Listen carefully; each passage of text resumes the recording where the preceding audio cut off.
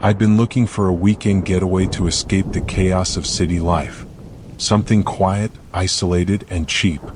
After scrolling through Airbnb for hours, I stumbled upon a small cabin nestled in the woods, just 2 hours from where I lived.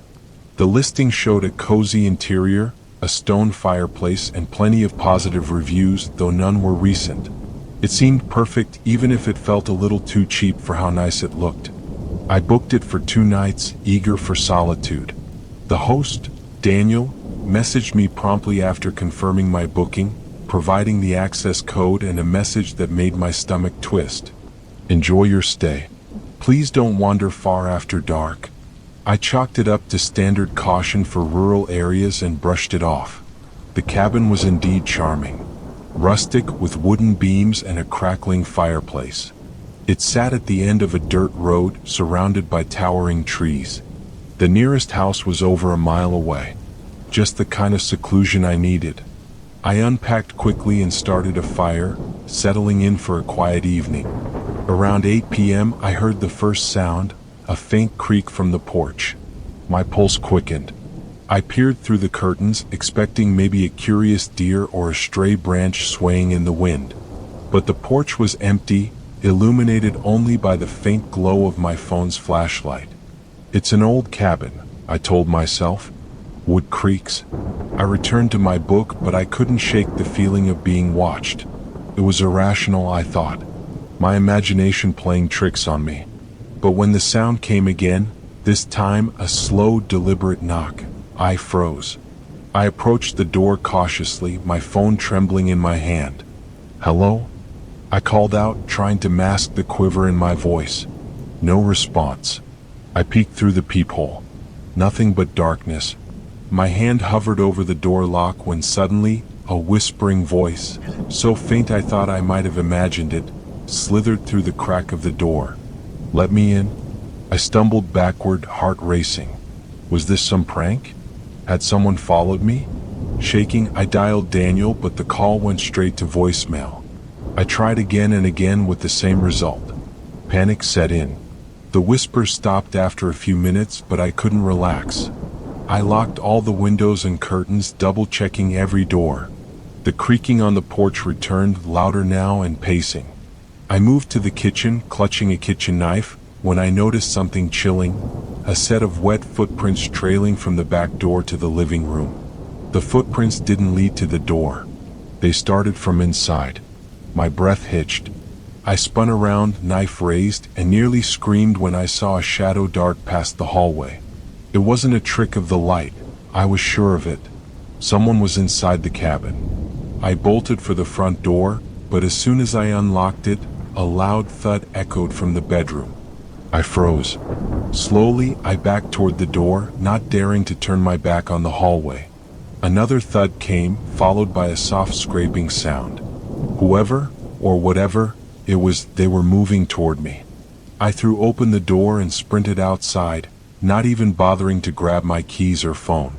The cold night air burned my lungs as I ran blindly into the woods. I didn't stop until my legs gave out. Hiding behind a tree, I tried to steady my breathing, but then I heard it again. Those whispers. They weren't coming from the cabin. They were all around me. I stumbled back to the dirt road, desperate to find my car. When I reached it, I noticed something horrifying. The driver's side door was open. I was certain I'd locked it. Inside, on the dashboard, was a Polaroid photo. It was of me, taken from the cabin window. I grabbed the photo with trembling hands and saw something else in the background. A figure, partially obscured by shadows, stood just behind the curtains where I'd been reading earlier. I didn't think. I jumped in the car and sped away, heart pounding in my ears. The next day, I reported the incident to the police and Airbnb. The officers checked the cabin but found no one and no evidence of forced entry. Airbnb removed the listing, citing policy violations, but I never got an explanation from Daniel, or whoever he really was. Weeks later, I received an email from a random address. Attached was another Polaroid. This one showed me asleep in my car on that dirt road. "Come back soon," the email read. I never did.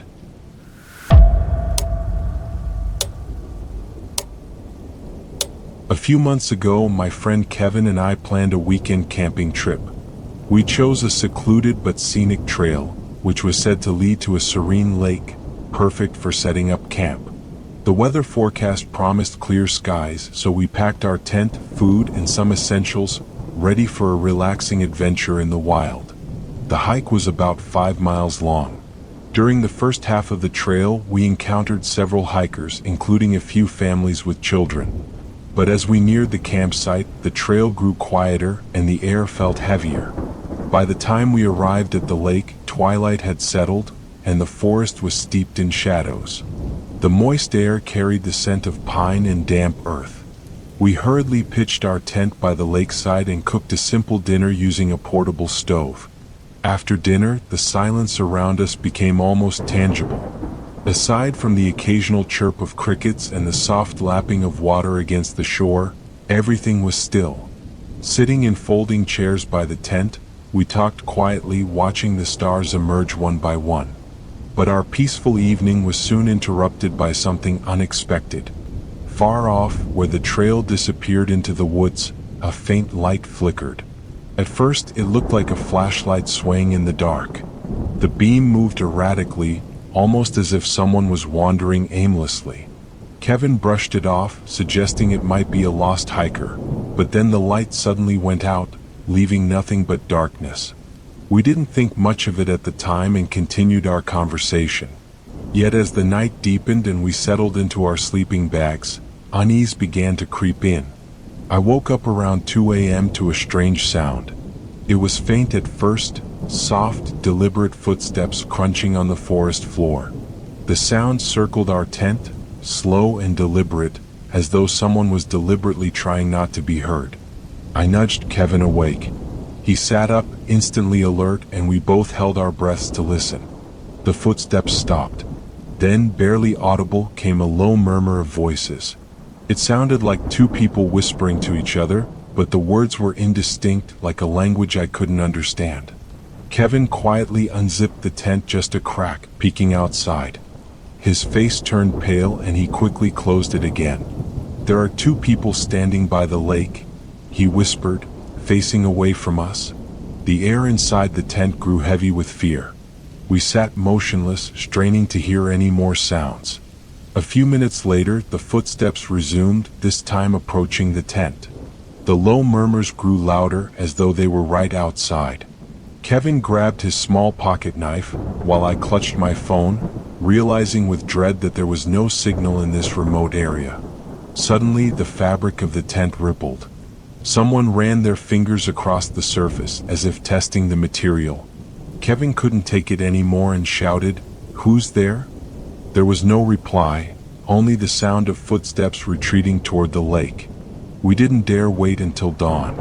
As quietly as we could, we packed up our essentials, leaving behind anything non-essential. But as we stepped outside, our flashlights illuminated something chilling: fresh footprints leading from the trail toward our tent. The prints were barefoot, and judging by their size, they didn't belong to casual hikers. "Let's go," Kevin whispered.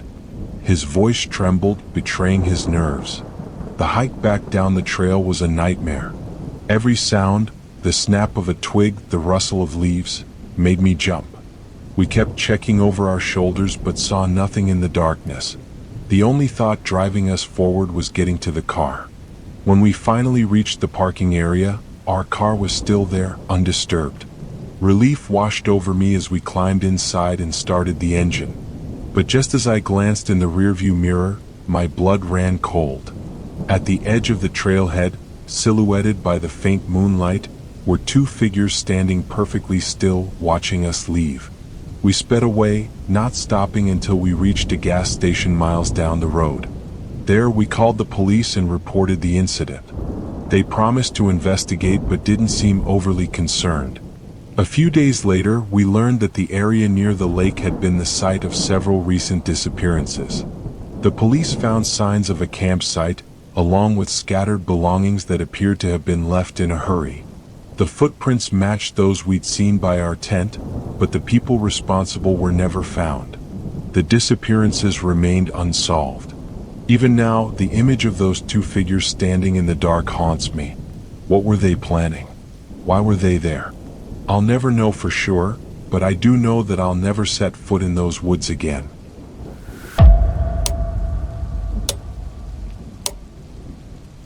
It was a Friday night and the rain was relentless. I was home alone, finally getting a moment to relax after a long week. My neighborhood was the picture of quiet suburban life, a place where nothing ever happened. But that night would change everything.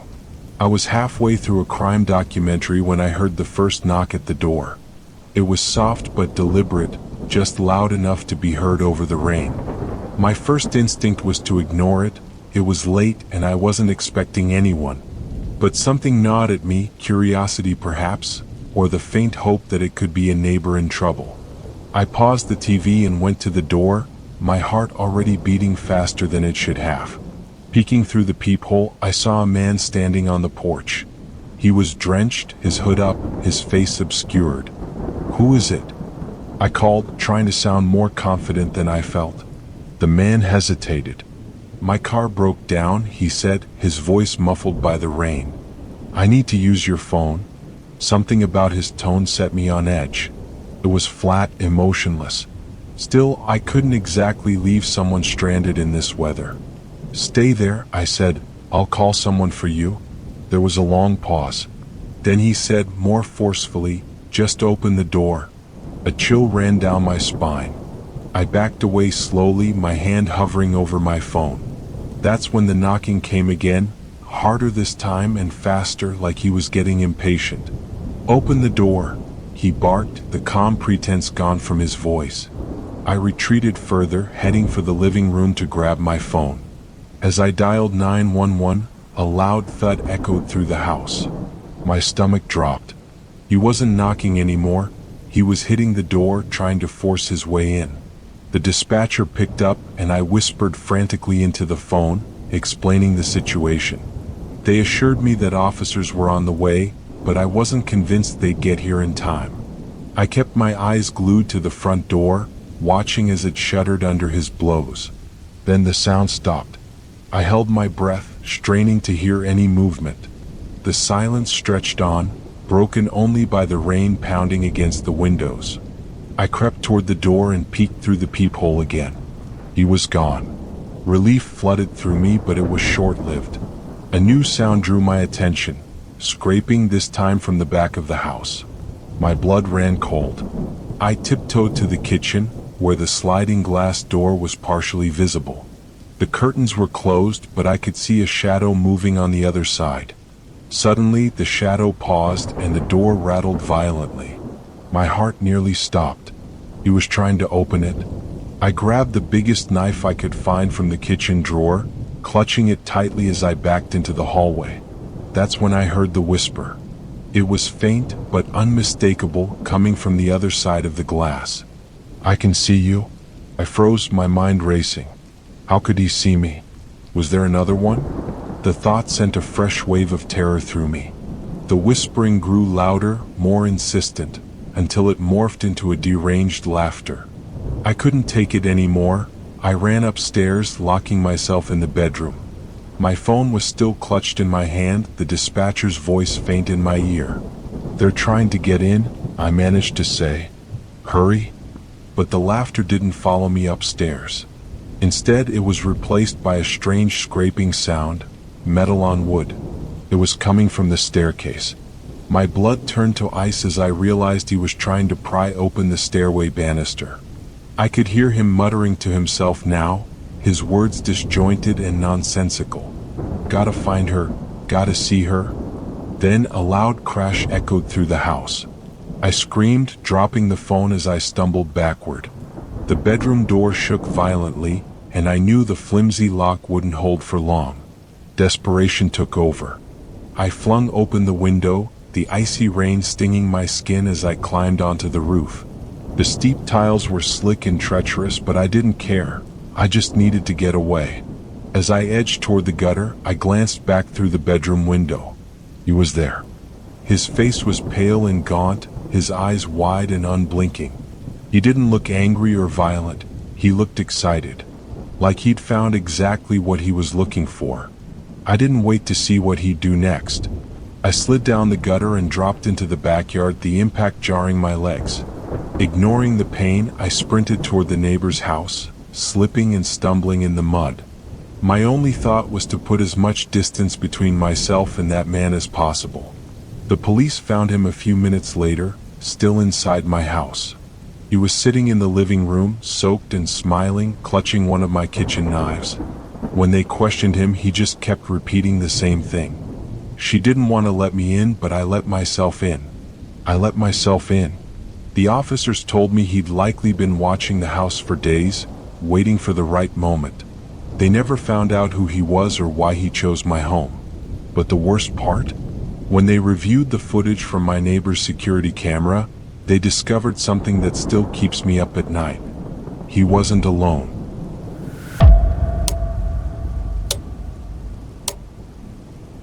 A few years ago, I worked the night shift at a small 24-hour convenience store.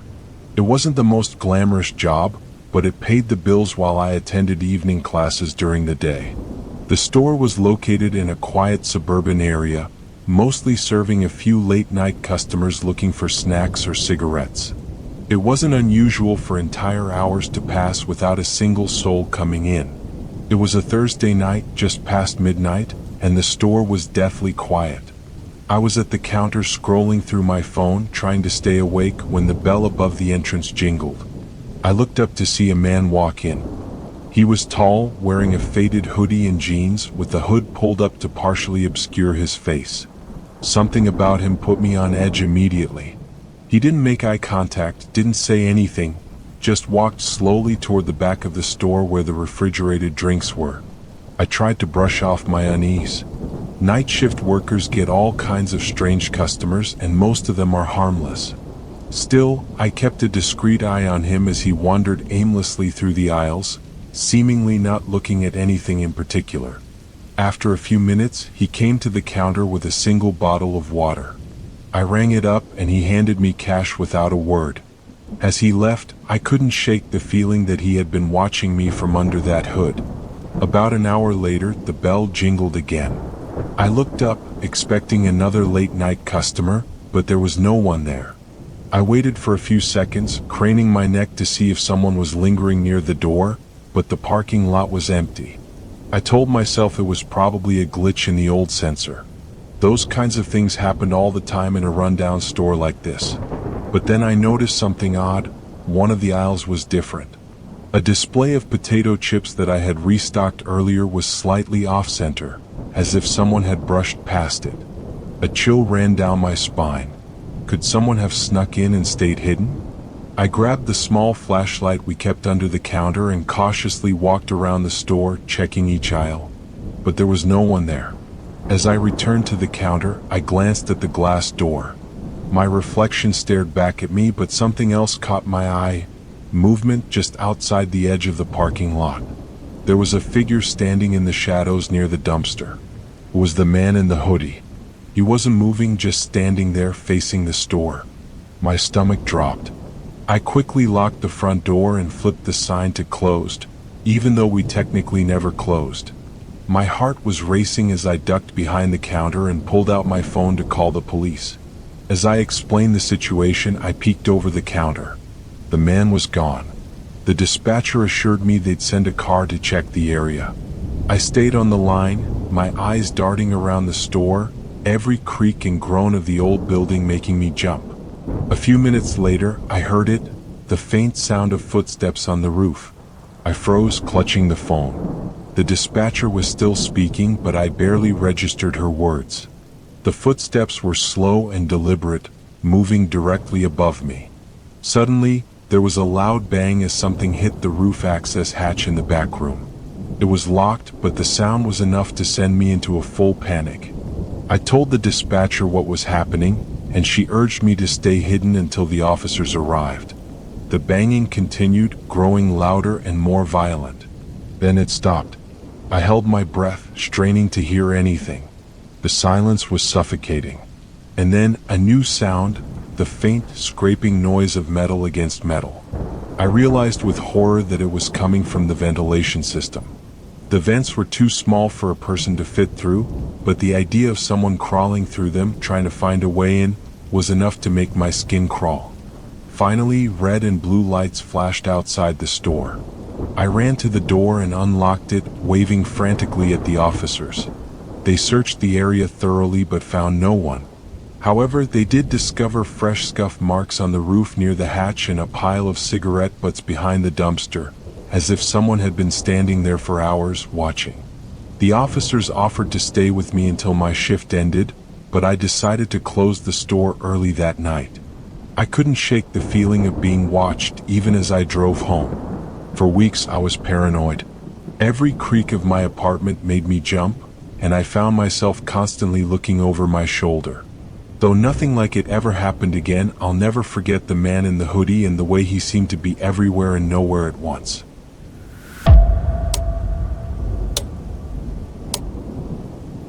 Two years ago, I moved into an old townhouse that I had rented at a bargain price. The house was over a century old but had been renovated enough to feel cozy. I was fresh out of college and eager to live alone for the first time, so I jumped at the opportunity despite the slightly eerie vibe of the place. The first month passed uneventfully. I settled into a routine, spending most of my time at work or watching movies in the evenings. The townhouse was quiet, and although the creaky floors and drafty windows added an old-world charm, they also made the nights feel lonelier. One night, while lying in bed scrolling through my phone, I heard it, soft, rhythmic tapping. At first, I thought it was coming from the window, maybe a branch brushing against the glass. But as I got up to check, I realized the sound was coming from above me in the attic. I stood there, staring at the ceiling, straining to hear. The tapping stopped, replaced by silence. "It's probably just the house settling," I muttered to myself, though the explanation felt forced. I shook it off and went back to bed, eventually falling asleep. The tapping became a regular occurrence over the next few nights. It wasn't constant but would start at odd hours, often just as I was drifting off to sleep. Each time, it lasted for just a few minutes before stopping abruptly. On the fourth night, I decided to investigate. Armed with a flashlight, I climbed the narrow, creaky staircase that led to the attic. The attic was small, with slanted ceilings and dusty wooden beams. It was mostly empty, save for a few old boxes left by the previous tenant. I shone my flashlight across the space, half expecting to find a raccoon or some other animal causing the noise. But there was nothing. I felt a small pang of relief and went back downstairs, convincing myself that I was imagining things. But then things escalated. A week later, I came home from work to find my living room window open. I distinctly remembered shutting and locking it before leaving that morning. The latch wasn't broken and there was no sign of forced entry. I felt uneasy but tried to rationalize it. Maybe I hadn't latched it properly and a strong wind had pushed it open. Still, I double-checked every lock in the house that night, making sure everything was secure before going to bed. Around 2 a.m., I was jolted awake by a loud thud. It came from the attic. My heart raced as I listened, every nerve in my body on edge. The sound wasn't like the soft tapping from before. It was heavy, deliberate, like something, or someone, had moved. I grabbed my flashlight and a kitchen knife, my hands trembling as I climbed the stairs again. The attic door creaked as I pushed it open. My flashlight beam swept across the empty space, landing on the old boxes in the corner. And then I saw it. One of the boxes had been moved. It had been stacked neatly on top of another the last time I checked, but now it was on the floor as if someone, or something, had rummaged through it. I stepped closer, shining the light inside the box. It was filled with old clothes and papers that didn't belong to me. My stomach churned as I noticed a few things lying next to the box that weren't there before. A crumpled candy wrapper, a single muddy shoe print. Someone had been here. I fled the attic, locking the door behind me and calling the police. When they arrived, I explained everything. They searched the attic and the rest of the house thoroughly but found no one. The officer suggested it might have been a squatter who had gained access before I moved in and assured me they'd patrol the neighborhood more frequently. I wanted to believe them. I really did. For the next few days, I tried to go about my routine, though I was constantly on edge. Every creak of the floorboards made my heart pound, and I started sleeping with the lights on. But the worst was yet to come. One night, as I was brushing my teeth in the bathroom, I noticed something strange in the mirror. The small vent in the ceiling above the sink had been shifted slightly, leaving a sliver of darkness exposed. I froze, my toothbrush halfway to my mouth. The vent had never been loose before. Grabbing a chair, I climbed up and shone my phone's flashlight into the vent. My blood ran cold. Inside, crammed into the narrow space, was a blanket, a few empty water bottles, and several crumpled candy wrappers, the same kind I'd seen in the attic. I stumbled back, nearly falling off the chair. My mind reeled as I realized what this meant. Whoever had been in the attic hadn't left. They had been living in the walls of my house. I didn't bother grabbing anything. I ran out of the house and called the police from my car, refusing to go back inside until they arrived. This time they found him. A man, disheveled and thin, was discovered hiding in a crawl space behind the attic. He had been using the vent to spy on me, watching me from above as I went about my life, completely unaware. The police later told me he had likely been there for weeks, possibly even before I moved in. He had been sneaking down into the house while I was at work, taking food and other supplies, and retreating back into the walls before I returned. I moved out the very next day, leaving behind most of my belongings. Even now, I can't stand the thought of attics or vents, and I refuse to live in an old house. Sometimes, late at night, I still wake up with the feeling of being watched. The image of that dark, shifting vent burned into my mind.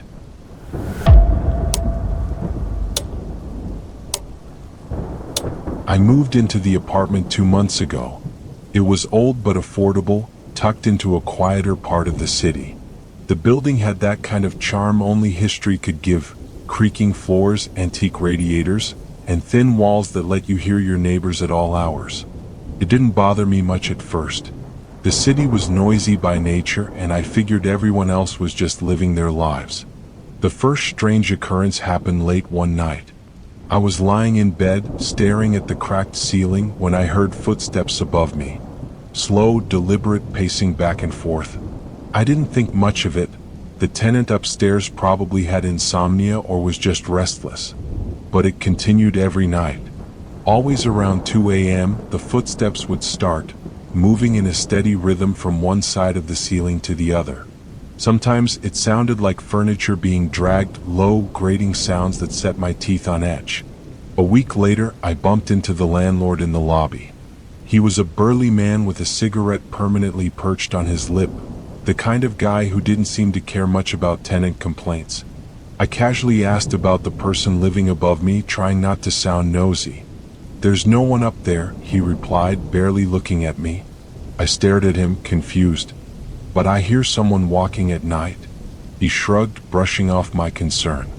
"The unit's been empty for months. Must be the pipes. Old building, you know how it is." That explanation didn't sit right with me. Pipes didn't walk. Pipes didn't move furniture. But I told myself it was nothing, that I was overthinking. That night, the footsteps started again, heavier this time, almost angry in their pace. They stopped abruptly, directly above my bed, and for a moment, the silence was more unnerving than the sound. A few days later, I decided to investigate. I waited until mid-afternoon, when the building was quiet, and crept up the stairs to the top floor. The door to the upstairs apartment was unmarked, its paint peeling. I pressed my ear against it, straining to hear anything, but there was nothing, just silence.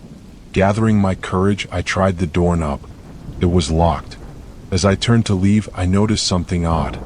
The edge of the door frame was scratched, deep grooves carved into the wood, as if someone had been clawing at it from the inside.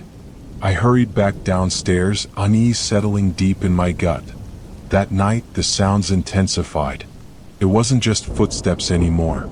There was banging, loud and frantic, followed by a scraping noise that made my skin crawl. I couldn't sleep. Every time I closed my eyes, I imagined someone, or something, just on the other side of the ceiling, waiting. The breaking point came 3 nights later. It was nearly 3 a.m. when I woke to the sound of something heavy slamming against the floor above me, hard enough to rattle the light fixture in my room. I sat up, heart pounding, just as a single sharp knock echoed through my ceiling. It wasn't random. It was deliberate, like a signal. I called the landlord first thing the next morning, demanding he check the upstairs apartment. He grumbled but agreed, and we met outside the door that afternoon. He unlocked it, pushing it open with a groan, and we stepped inside. The room was empty. No furniture, no signs of anyone living there. Dust coated every surface, disturbed only by a single path of footprints leading from the door to the center of the room. There, in the middle of the floor, was a small pile of crumpled paper. I bent down, hesitating before picking one up. It was blank. Every sheet in the pile was blank, but they smelled faintly of something metallic, something like blood.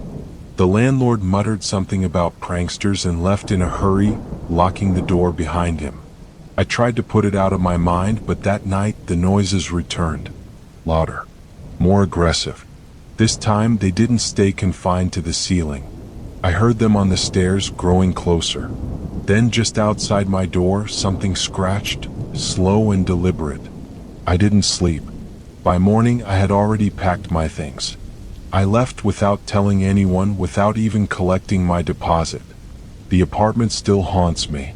Not because of what I heard, but because I'll never understand who or what was up there. And sometimes, in the middle of the night, I swear I still hear those footsteps pacing just above me.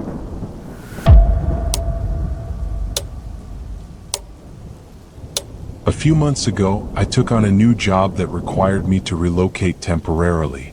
The company arranged for me to stay in a boarding house, a large, weathered building with creaky floors and outdated furniture.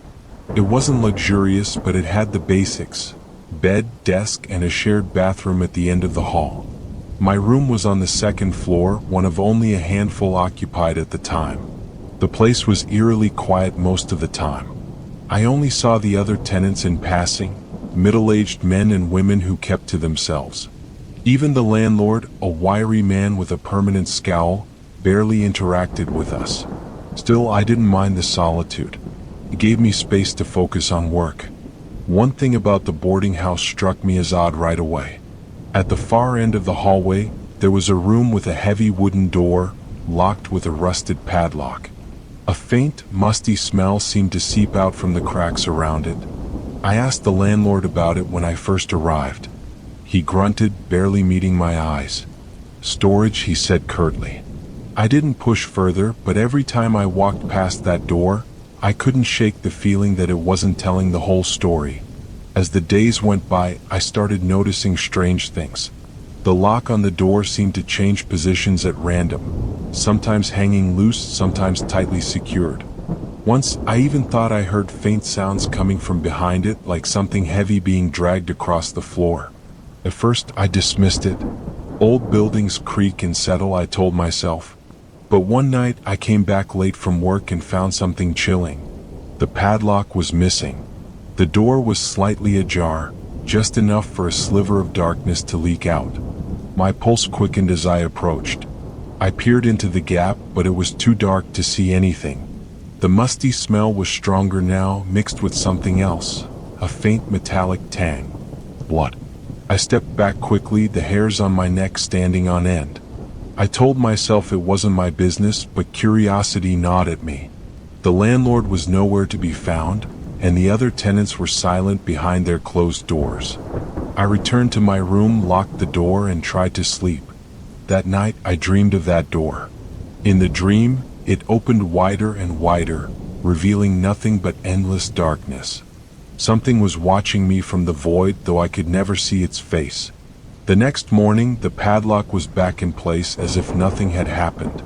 I tried to shake off the unease and focus on work, but the locked room became an obsession. Every time I walked past it, I found myself lingering, listening for sounds, studying the lock. One night, I decided to investigate. Armed with a flashlight and a sense of reckless determination, I waited until the hallway was quiet and everyone seemed to be asleep. The padlock was old and rusty, and to my surprise, it wasn't secured properly. It came off easily with a firm twist. My hands trembled as I pushed the door open. The smell hit me first, overpowering and nauseating like rotting garbage. I covered my nose and shone the flashlight inside. The room was small and cluttered, filled with broken furniture and dusty boxes. But what caught my attention was a large trunk in the center of the room. It was covered in stains, dark and dried. My stomach churned as I approached it, every instinct screaming at me to stop. But I couldn't. I knelt down and opened the trunk. Inside, wrapped in plastic and old sheets, was something unmistakably human, a body. It was decomposing, the skin pale and bloated, the face unrecognizable. My breath caught in my throat as I stumbled backward, knocking over a stack of boxes. The sound echoed through the house like a gunshot. I scrambled to my feet, desperate to escape, but as I turned toward the door, I saw a figure standing in the hallway. It was the landlord. He didn't speak, didn't move. He just stood there, staring at me with cold, calculating eyes. In his hand, he held a crowbar. I froze, my mind racing.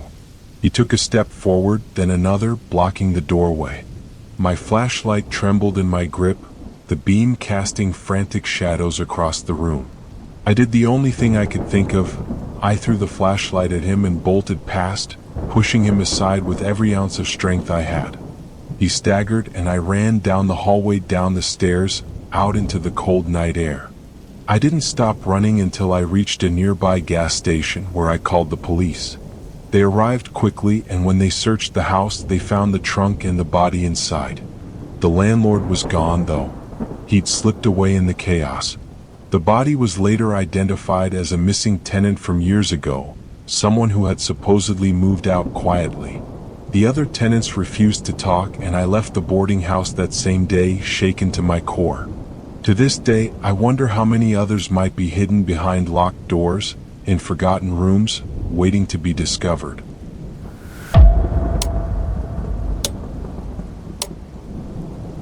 I've been driving for a rideshare company for over 2 years, and while I've had my fair share of awkward rides and drunk passengers, nothing could have prepared me for what happened that night.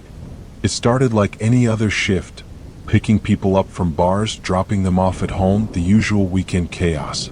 But this one ride changed everything. It was just past midnight, and I was about to call it a night when a new request popped up. The location was odd. A gas station on the outskirts of town, not far from a stretch of abandoned warehouses. I hesitated. That part of town was known for being a little rough, but the fare was decent, and I figured it was just someone who'd run out of gas. When I arrived, the gas station was nearly empty, save for a single figure standing under the flickering fluorescent lights. The man was tall and thin, his face partially hidden by a baseball cap pulled low over his eyes. He wore a long coat despite the warm weather, and he was clutching something in his hands, something I couldn't quite make out. I rolled down the window. "You called for a ride?" He didn't respond at first. He just stood there staring at me. Finally, he nodded, his movements stiff and unnatural, before climbing into the back seat without a word. The hairs on the back of my neck stood up immediately. He had this presence about him. It wasn't anything overtly threatening, but something felt wrong. "Where to?" I asked, trying to keep my voice steady. He handed me a piece of paper. No words, just an address scrawled in jagged handwriting. It was on the other side of town, near an industrial park. I started driving, the silence in the car thick and oppressive. As we moved through the empty streets, I couldn't help but glance at him in the rearview mirror. He was sitting unnaturally still, his face turned toward the window. His hands were resting on his lap, but I finally got a clear look at what he was holding, a small leather-bound notebook. His fingers tightened around it as if he could feel me watching him. "You okay back there?" I asked, more to break the silence than anything else. He didn't answer. Instead, he tilted his head slightly, as if listening to something I couldn't hear. I turned my eyes back to the road, trying to shake the uneasy feeling building in my chest. But then I noticed something strange. The address he'd given me? We were driving toward it, but every turn I made, he seemed to lean slightly forward, as if checking the direction. And when I made a wrong turn at one point, he spoke for the first time. Not that way. His voice was low and monotone, almost robotic. It startled me so much that I nearly swerved. "Sorry about that," I muttered, quickly correcting my route. The silence returned, heavier than before. I focused on the road, my hands gripping the wheel tightly, but I couldn't ignore the growing tension in the car. Something wasn't right. I glanced at the mirror again, and that's when I noticed it. His reflection. He wasn't looking out the window anymore. He was staring directly at me. My heart skipped a beat, and I quickly looked away, trying to keep calm. But I could feel his gaze burning into the back of my head. The road stretched on endlessly, and the industrial park loomed closer with every passing minute. The area was dark and deserted, not a single soul in sight. Finally, we reached the address. It was an old, run-down factory, its windows shattered and walls covered in graffiti. I slowed the car, unsure of what to do. "We're here," I said, my voice shaky. The man didn't move. He just sat there, clutching his notebook, his head tilted slightly as if listening again. Then, without warning, he opened the door and stepped out. "Wait," I called. "Do you need me to wait for you?" He stopped mid-step, his body frozen for a moment before turning to look at me. His eyes were dark and unreadable, his face devoid of any emotion. "No," he said. "You should leave." The way he said it sent chills down my spine. I didn't need to be told twice. As soon as the door shut behind him, I hit the gas and drove away as fast as I could. But something kept nagging at me. That man, that factory, what was he doing out here in the middle of the night? Against my better judgment, I circled back, parking a block away where I could see the building without being noticed. I watched for several minutes, but nothing happened. No movement, no lights. Just as I was about to leave, I saw him again. He emerged from the shadows, but he wasn't alone. Behind him, another figure followed, this one smaller, hunched, and moving in a jerky, unnatural way. And then another. And another. One by one, more figures stepped out of the factory, their movements disjointed and mechanical.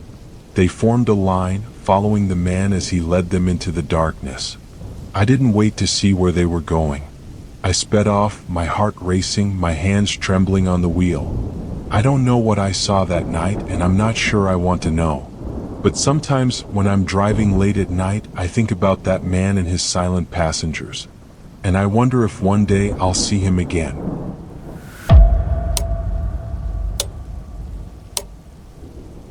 I've always prided myself on being calm under pressure. My quiet suburban neighborhood, with its rows of identical houses and familiar faces, felt like the last place to expect trouble.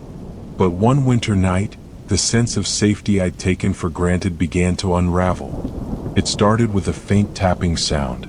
It was 11:30 p.m. and I had just settled into bed. The sound came from the back of the house, rhythmic but soft, like fingers drumming on glass. My first thought was the wind, a loose branch brushing against a window. But as I listened more closely, it felt deliberate. I got up and crept to the kitchen, the source of the noise. The house was silent except for the faint hum of the refrigerator. My hands hovered over the blinds, hesitating before I tugged them open. Nothing. Just the backyard bathed in the bluish glow of a security light. The motion detector hadn't gone off, which reassured me enough to head back to bed. But the sound started again, louder this time. Tap, tap, tap. It seemed to move along the side of the house, almost as if whoever, or whatever, was making it wanted my attention. I grabbed my phone and turned on the camera app connected to my outdoor security system. The feed from the backyard was normal, no movement, no shadows. I exhaled a shaky breath, telling myself it was probably an animal. Then the kitchen light flickered. I froze. My pulse quickened as I stared at the light, half expecting it to go out completely. After a few seconds, it steadied.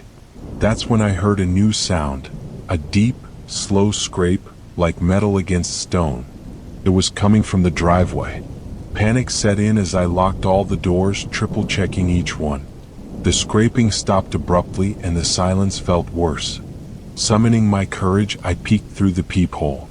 At first, I saw nothing. Then, from the corner of my eye, I caught movement. A tall figure, cloaked in shadows, stood near the edge of the driveway. They weren't looking at the house, just standing there facing the road. I stepped back from the door, trying to steady my breathing. Dialing 911 seemed logical, but I hesitated. What would I say?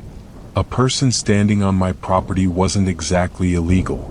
Instead, I turned off all the lights, hoping to make it clear I wasn't interested in visitors.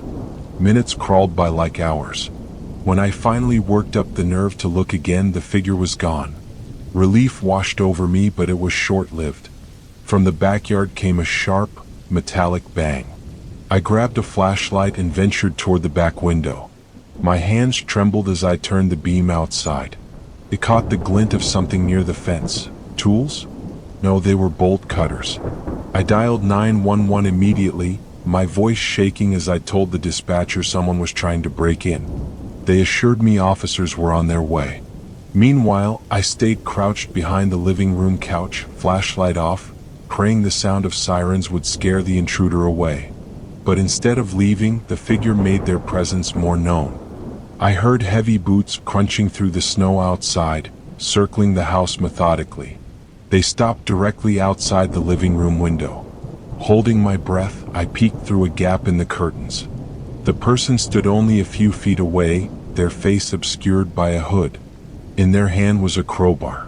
The intruder lifted the crowbar and struck the glass once, then twice. The pane cracked but didn't shatter. Adrenaline surged through me as I scrambled to the kitchen, grabbing the largest knife I could find. "Get out of here!" I screamed, hoping my voice would at least make them think twice. The smashing stopped. I could hear my own heartbeat as I waited for a response. Then came a new sound, a low, rasping laugh. Whoever they were, they weren't in a rush. They began tapping the crowbar against the side of the house, slowly moving toward the back door. I heard the screech of metal against wood as they pried at the frame. My mind raced. Should I confront them? The sirens weren't close enough yet. Before I could decide, the back door burst open with a deafening crash. Footsteps echoed in the kitchen, heavy and deliberate. I darted into the hallway and locked myself in the bathroom, my hands gripping the knife so tightly it hurt. The footsteps grew louder, closer. My breathing was shallow, my mind replaying every horror movie I'd ever seen. They stopped just outside the bathroom door. The doorknob jiggled. I screamed, my voice breaking with panic. The intruders slammed their body against the door, once, twice, the wood splintering under the force. Just as I braced myself for the worst, the sound of distant sirens cut through the chaos. The banging stopped. I heard hurried footsteps retreating, the crash of the back door swinging open again. It felt like hours before the police arrived, though it couldn't have been more than a minute. I flung open the bathroom door, knife still in hand, and met the officers at the front of the house. They searched the property but found no sign of the intruder. Only the broken back door, the crowbar abandoned in the snow, and the faint outline of footprints leading into the woods. That night I didn't sleep. I kept every light in the house on, my ears straining for any sound. The police promised to patrol the area, but they never caught anyone. Days turned into weeks and the memory began to fade. But every now and then, when I'm alone and the house is quiet, I hear faint tapping, just like that first night, and I wonder if they ever really left.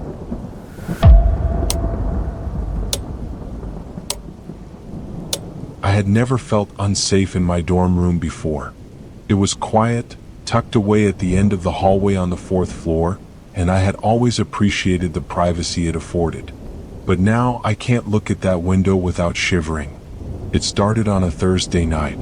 Most of my neighbors had left for the weekend, leaving the building eerily silent. I was trying to focus on my notes, preparing for finals, when I first felt it, a strange sensation that something was off. At first I dismissed it as stress. but the feeling lingered like a faint, invisible weight pressing on the back of my neck. I kept glancing at the window. Nothing seemed out of place, yet my unease grew. Then I saw it, a brief flicker of light reflecting on the glass. It was faint, almost imperceptible, but enough to make me pause. My eyes scanned the parking lot below, but all I saw were a few parked cars bathed in the dim glow of the streetlights. I shook it off and returned to my work, convincing myself it was a car's headlights or a trick of the light. But just as I was settling back into my chair, there was a noise. The sound was soft but deliberate, like someone gently tapping on the glass with their knuckle. My heart skipped a beat. I froze, listening intently. It came again, louder this time. My eyes snapped to the window, but the glare from my desk lamp obscured whatever might be outside. For a moment, I told myself it was nothing. Maybe the wind, maybe a loose branch. But my room was on the 4th floor and there were no trees nearby. I got up slowly, my legs feeling heavier with each step as I approached the window. My hand hesitated on the curtain before pulling it back just enough to peek outside. The parking lot looked the same, still and lifeless under the streetlights.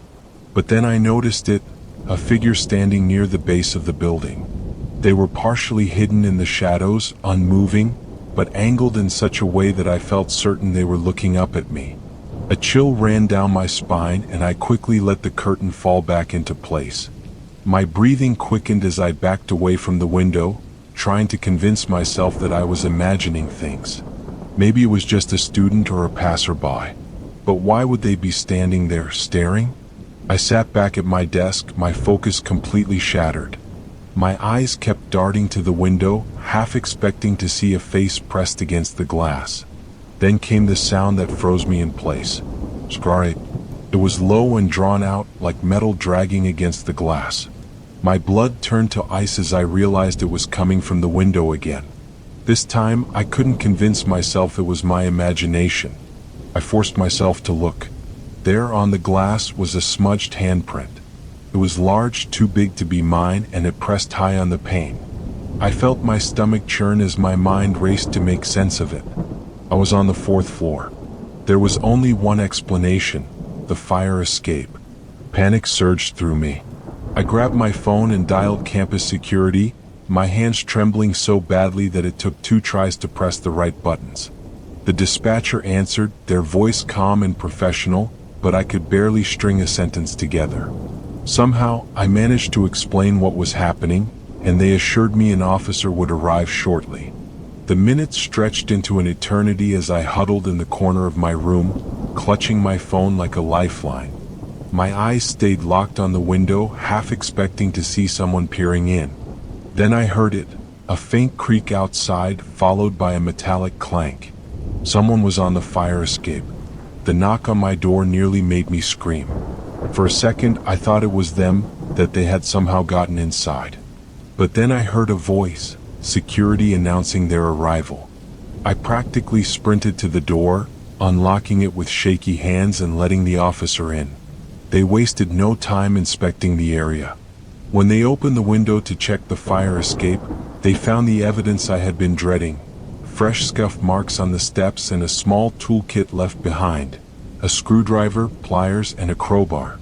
The officer assured me that whoever had been there was gone, likely scared off by my call. But their discovery only made things worse. Someone had been trying to break in, and I had no idea how long they had been watching me. For the rest of the night, I couldn't sleep. Every sound, every shadow felt like a threat. Even after moving to a different room the following week, I couldn't shake the memory of that handprint on the glass or the scrape of metal against the window. Campus security later told me that similar incidents had been reported by other students. Shadows seen near dorm windows, strange noises in the night. But no arrests were made and the person responsible was never caught. To this day, I double-check every lock and curtain before I sleep. I don't know who they were or what they wanted, but the thought of what could have happened if they had gotten inside haunts me more than anything else.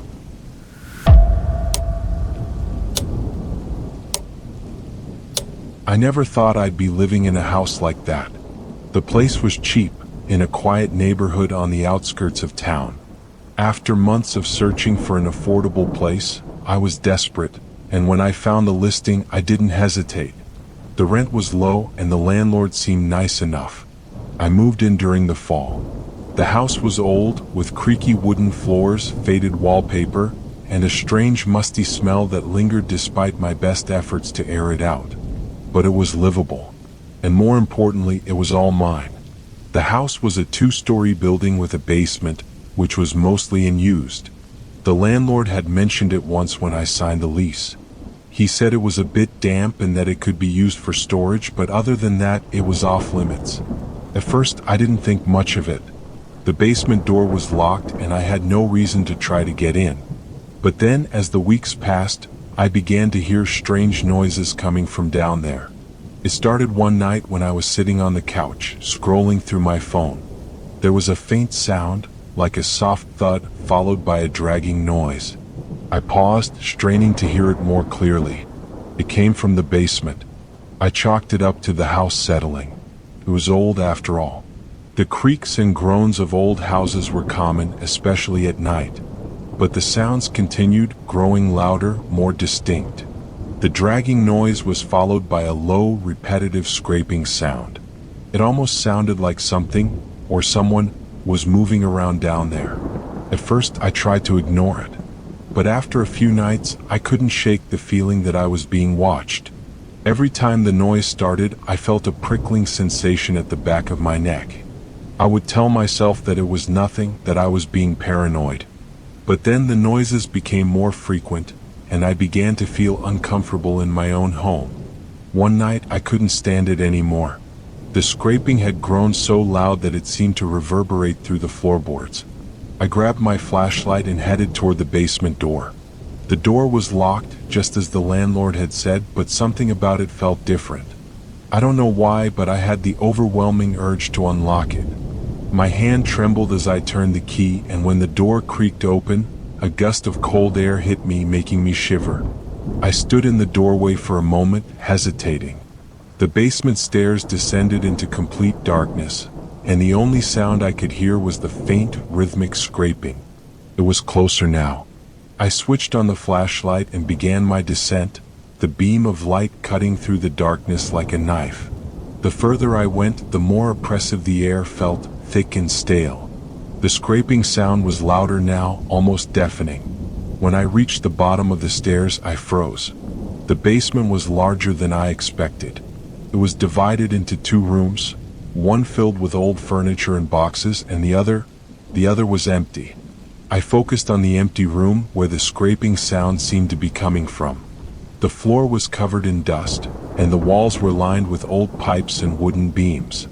But something wasn't right. There, in the center of the room, was a small pile of dirt. At first, I thought it was just another pile of forgotten debris, but as I got closer, I realized that the dirt was freshly disturbed. I squatted down, my heart pounding in my chest, and reached out to touch it. My fingers brushed against something solid beneath the dirt, something cold and metallic. My breath caught in my throat as I realized what it was. A key. The key was small, rusted, and old, but it was unmistakably a key. I stared at it for a moment, unable to comprehend what I was seeing. How had it gotten here? I felt a chill run down my spine as the scraping sound grew louder, now directly behind me. I spun around, my flashlight flickering, but there was no one there. Just the empty room, the shadows, and the faint thud of my own heartbeat. I grabbed the key and backed toward the stairs, my eyes darting around the room as though expecting something to leap out at me. The scraping noise continued, but I didn't dare turn around again. I quickly ascended the stairs, slammed the basement door shut, and locked it behind me. For the next few days, I couldn't bring myself to go back down there. But the key, always the key, lingered in my thoughts. I kept it in my pocket, unable to shake the feeling that it was somehow connected to what was happening in the house. Finally, I decided to confront my fear. I returned to the basement with the key in hand, determined to figure out what was going on. This time, the basement door wasn't locked. It was as if the house was waiting for me. I descended the stairs once again, feeling the same oppressive atmosphere pressing in on me. The scraping sound was gone, but the air still felt heavy, thick with something I couldn't quite place. I moved to the center of the room where the dirt pile had been. It was still there, but something had changed. The dirt had been disturbed again, as though someone had been digging. I knelt down, my hands shaking as I reached for the ground. There was a small indentation in the dirt, and beneath it, something soft. I dug a little deeper, my fingers brushing against something, skin. I jumped back, my heart racing in my chest. The flashlight slipped from my hand and hit the floor, rolling away from me. In the dim light, I saw it, a hand, pale and lifeless, sticking out from the dirt. That was the moment I realized the truth. I had uncovered something buried in the basement, a body. Someone had been down here, someone had been buried, and I had been living above it all along. I ran out of the house that night and never returned. The police never found out what happened, but the landlord? He disappeared shortly after I moved out. They say he was never seen again. As for me, I can never forget the image of that hand in the dirt. The key. The scraping sound. I don't know who or what was buried in that basement, but I know it was not a secret that should have remained buried.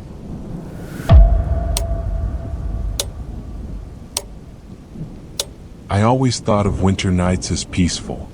There was something calming about the silence of snow-covered streets and the way the cold air felt crisp against my skin. But that night changed the way I feel about winter forever. My uncle had asked me to house sit while he and his family went on vacation in Europe. I was thrilled. It felt like a chance to experience living alone for the first time. He gave me a long list of instructions about the house. Keep the lights on in the evening, don't leave the doors unlocked, and avoid spending too much time in the yard. I didn't think much of it at the time, assuming he was just being overly cautious. The first couple of nights were uneventful. I enjoyed the quiet solitude, spending most of my time watching movies and reading. The house was large but cozy, with big windows that let in plenty of light during the day. At night, the glow of the moon reflected off the snow, illuminating the backyard in a soft, eerie blue. It was on the third night that I heard the first noise. I had fallen asleep on the couch and was jolted awake by a faint thud. At first, I thought it might have been something falling in the kitchen, but as I sat up and listened, I realized the sound had come from outside. I walked to the nearest window and peered out.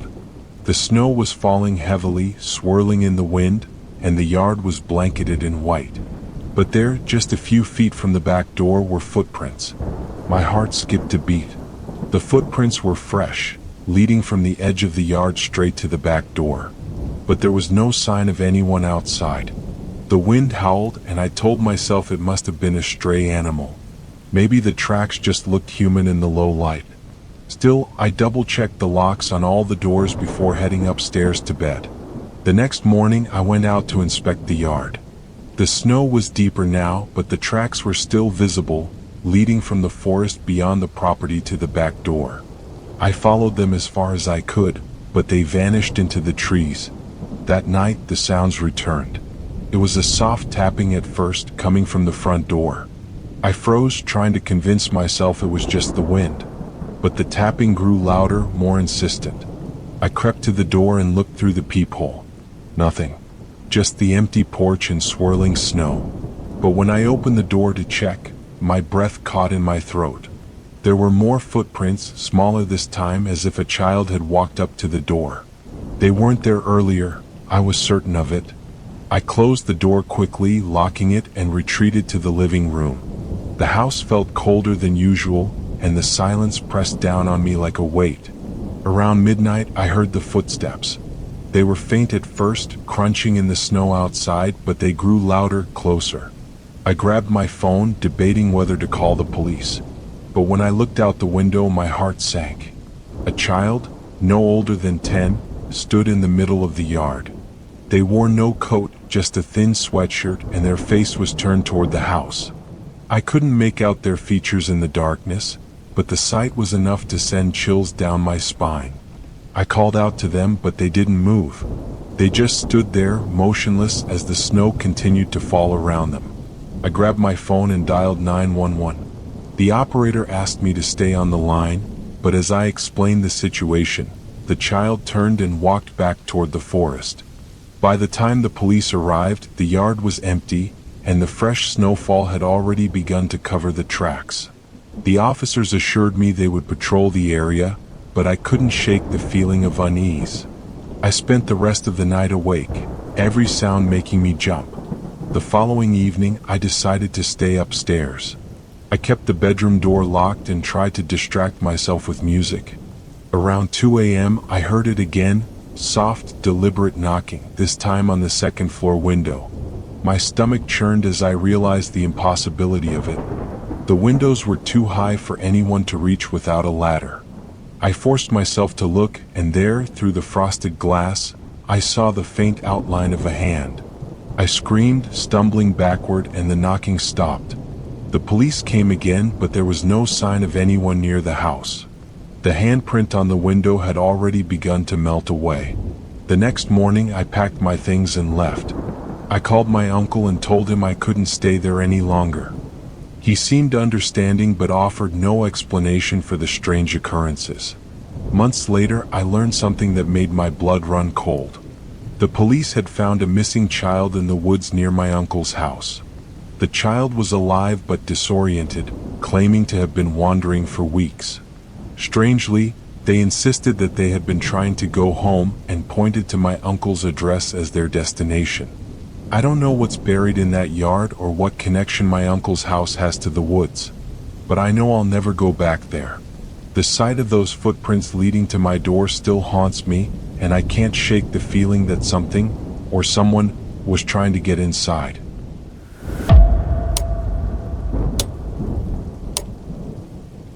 I don't usually take night shifts, but my coworker Dave had called out sick at the last minute. Our boss wasn't exactly the forgiving type, so I agreed to cover his shift at the convenience store. I told myself it would be easy, quiet, with only a few late-night customers. The store was on the edge of town, a 24-hour spot for truckers, night owls, and the occasional insomniac. It wasn't glamorous, but it paid the bills.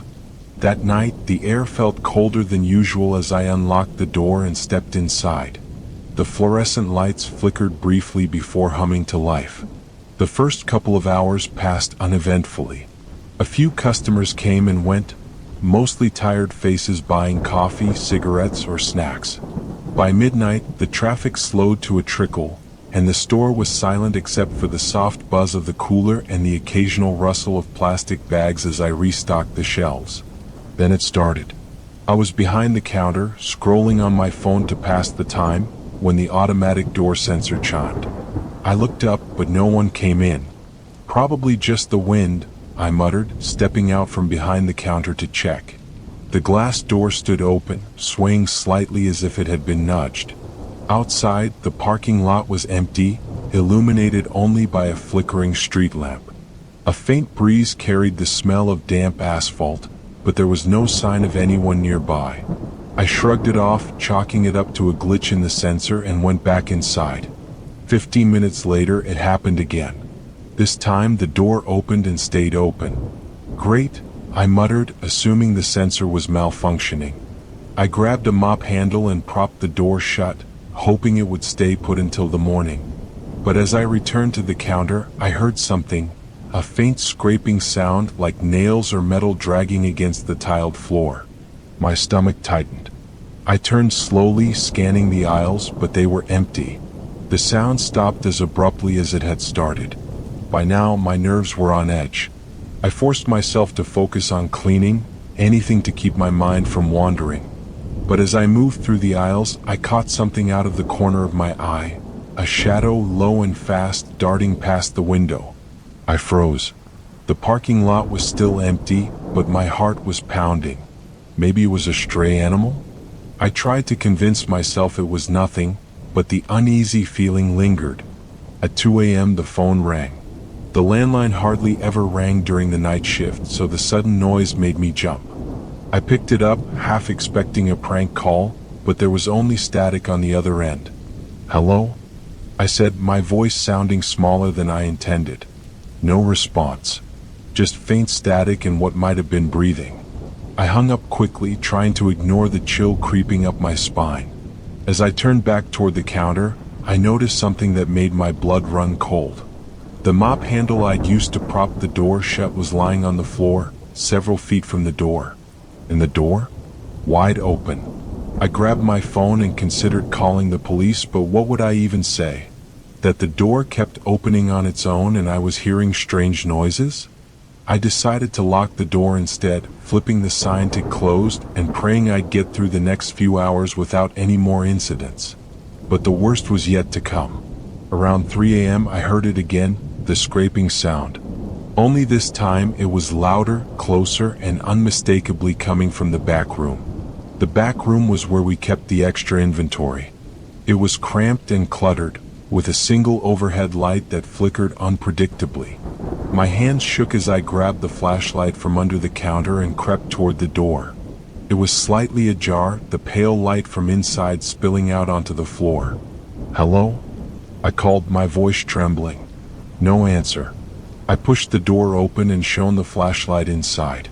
The shelves loomed like jagged silhouettes, and the air was heavy with the smell of cardboard and cleaning supplies. But there was nothing there. I stepped inside cautiously, scanning the room, when the door suddenly slammed shut behind me. I spun around, my heart racing, but the room was empty. My flashlight flickered, casting erratic shadows across the walls, and that's when I saw it, a dark figure standing just beyond the beam of light. It was tall, its features obscured by the darkness, but its presence was undeniable. I froze, unable to move or even breathe. The figure didn't move, didn't make a sound, it just stood there watching. The flashlight slipped from my hand and clattered to the floor, plunging the room into near total darkness. That broke my paralysis. I lunged for the door, yanking it open and bolting back into the store. When I turned back, the back room was empty. The figure was gone. I didn't wait for my shift to end. I grabbed my things and ran out the front door, leaving the lights and registers on. The next day I quit. I heard later that the store had a history of strange occurrences, doors opening on their own, objects moving without explanation, and even sightings of a shadowy figure in the back room. I don't know what I saw that night, but I'll never work the night shift again.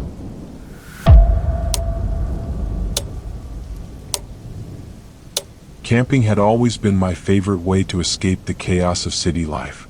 There was something about being surrounded by nature, the fresh air, the sound of leaves rustling in the wind, that made me feel alive. But after what happened last summer, I can't bring myself to set foot in a forest again. It was supposed to be a weekend trip. Just me, my best friend Ryan, and his girlfriend Emily. We'd been planning it for weeks. A remote campsite deep in the national park, far from the usual crowded spots. Emily found it online, described as a hidden gem with a stunning view of the valley below. The first red flag came when we arrived at the trailhead. The parking area was nearly empty, with only one other car parked there, its windows fogged up as though it had been there for days. Ryan joked about the owner being a serial killer hiding in the woods, and we all laughed it off. But as I glanced at the empty passenger seat, I noticed the door was slightly ajar. We decided to ignore it and began our hike. The trail was steep, winding through dense trees that blocked out most of the sunlight. The only sounds were our footsteps crunching on the dirt path and the occasional chirp of birds. 2 hours in, we reached the campsite.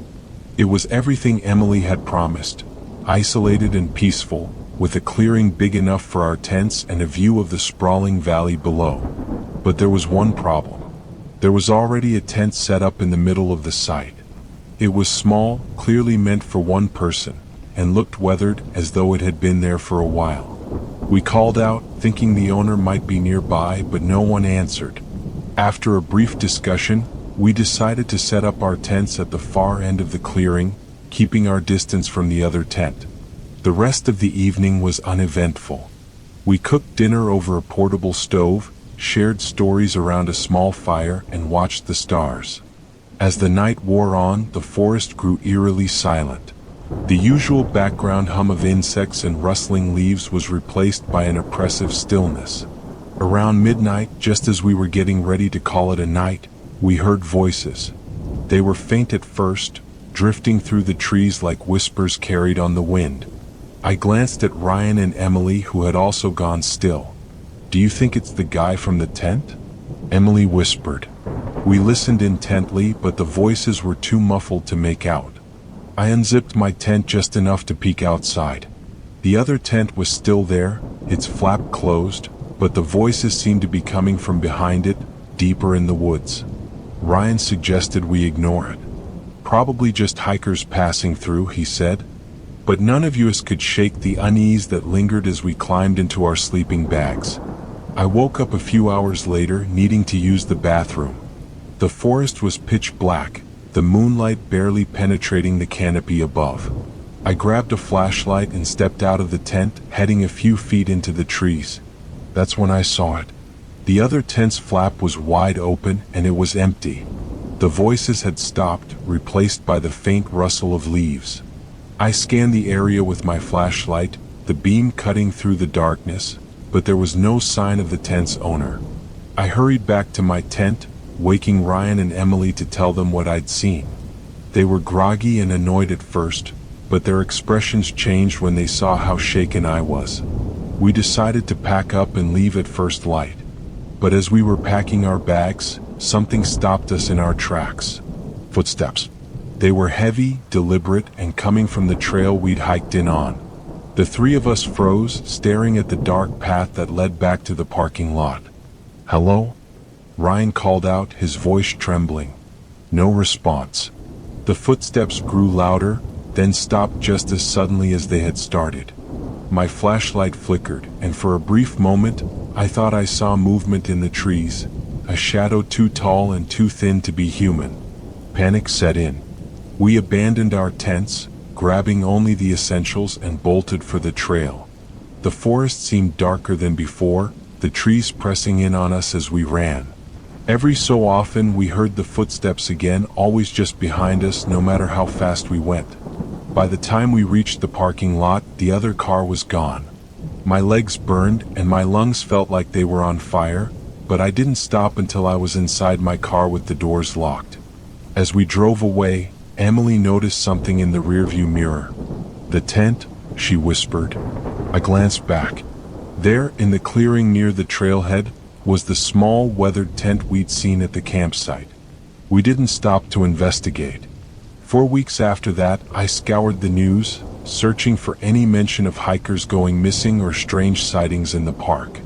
I never found anything. But every time I close my eyes, I can still hear those footsteps.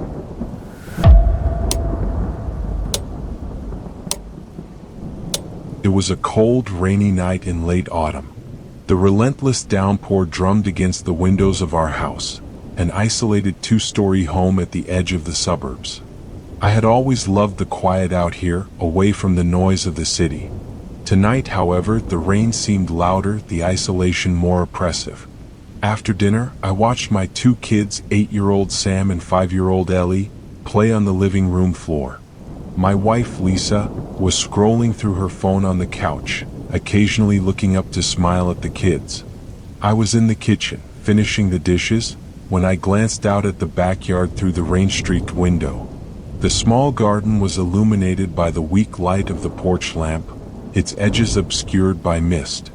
The fence in the distance appeared warped, almost as though the night itself was bending it. I couldn't explain it, but something about the view unsettled me.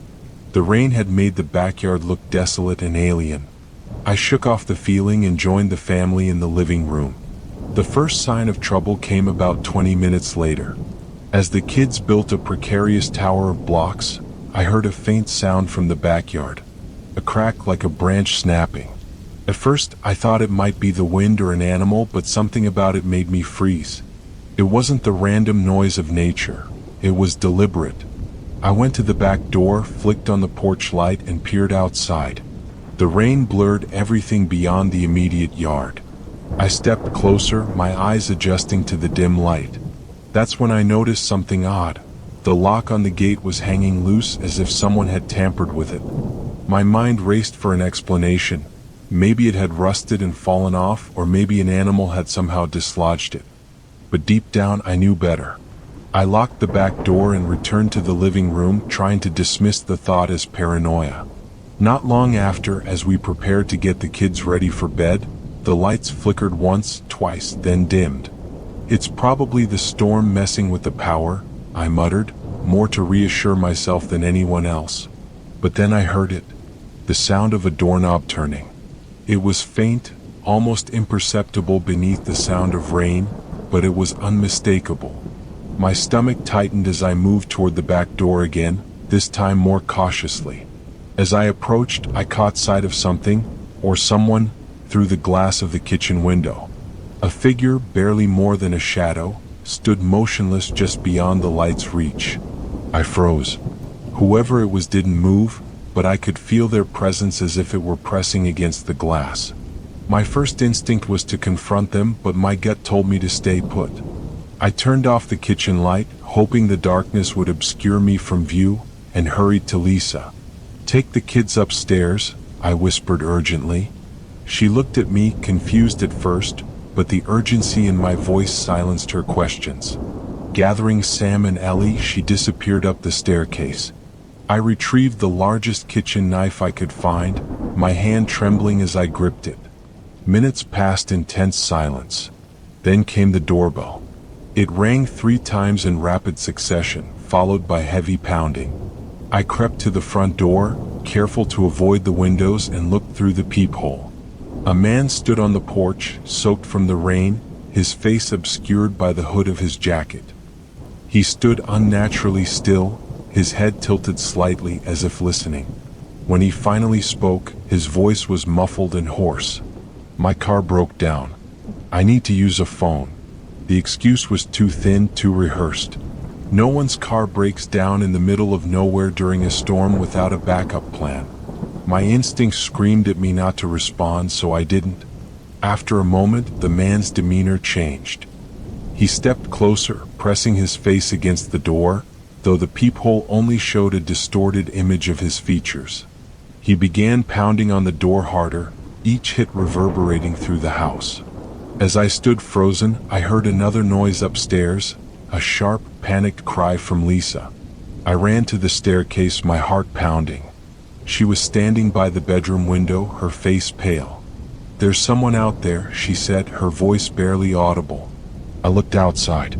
Another figure was moving in the backyard, their shadow flitting between the trees. They were trying to pry open the window. My pulse quickened as I realized this was no random act of desperation. Whoever these people were, they were working together. I grabbed my phone and dialed 911, managing to give our address before the call dropped. The rain and wind had likely taken out the cell tower, leaving us completely cut off. At the same moment, the power went out entirely, plunging the house into darkness. The only illumination came from the occasional flash of lightning, casting eerie, fleeting shadows across the walls. In the chaos, I decided our best chance was to barricade ourselves upstairs. I helped Lisa move a dresser in front of the bedroom door while the kids huddled in the corner, their small faces pale with fear. Downstairs, I could hear the front door creaking under the strain of relentless blows. Suddenly, there was the sound of shattering glass from the kitchen. They were inside. My breathing was shallow as I held the knife, knowing that if they reached us, I was the only thing standing between my family and whoever had invaded our home. Minutes stretched into what felt like hours. Heavy footsteps echoed on the wooden floor downstairs, then stopped abruptly. I strained to hear, my ears picking up only the rain and the occasional distant thunder. Then, miraculously, the sound of sirens pierced the night. Flashing red and blue lights reflected off the rain-slicked windows, and the intruders fled. By the time the police arrived, the house was empty, save for us. The officers found signs of forced entry at both the front and back doors, and muddy footprints trailed from the shattered kitchen window into the backyard, where they disappeared into the woods. They promised to patrol the area but admitted it was unlikely the perpetrators would be caught. In the days that followed, I tried to convince myself it was over, that the men wouldn't return. But when I was cleaning up the broken glass, I found something they had left behind. It was a photograph, damp from the rain, of our house, taken from the backyard. I haven't slept properly since. Even now, I can't shake the feeling that they're still out there watching, waiting for another chance.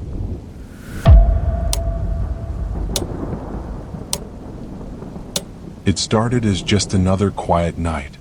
The storm outside had been building for hours, and by the time darkness fell, the wind howled like a living thing.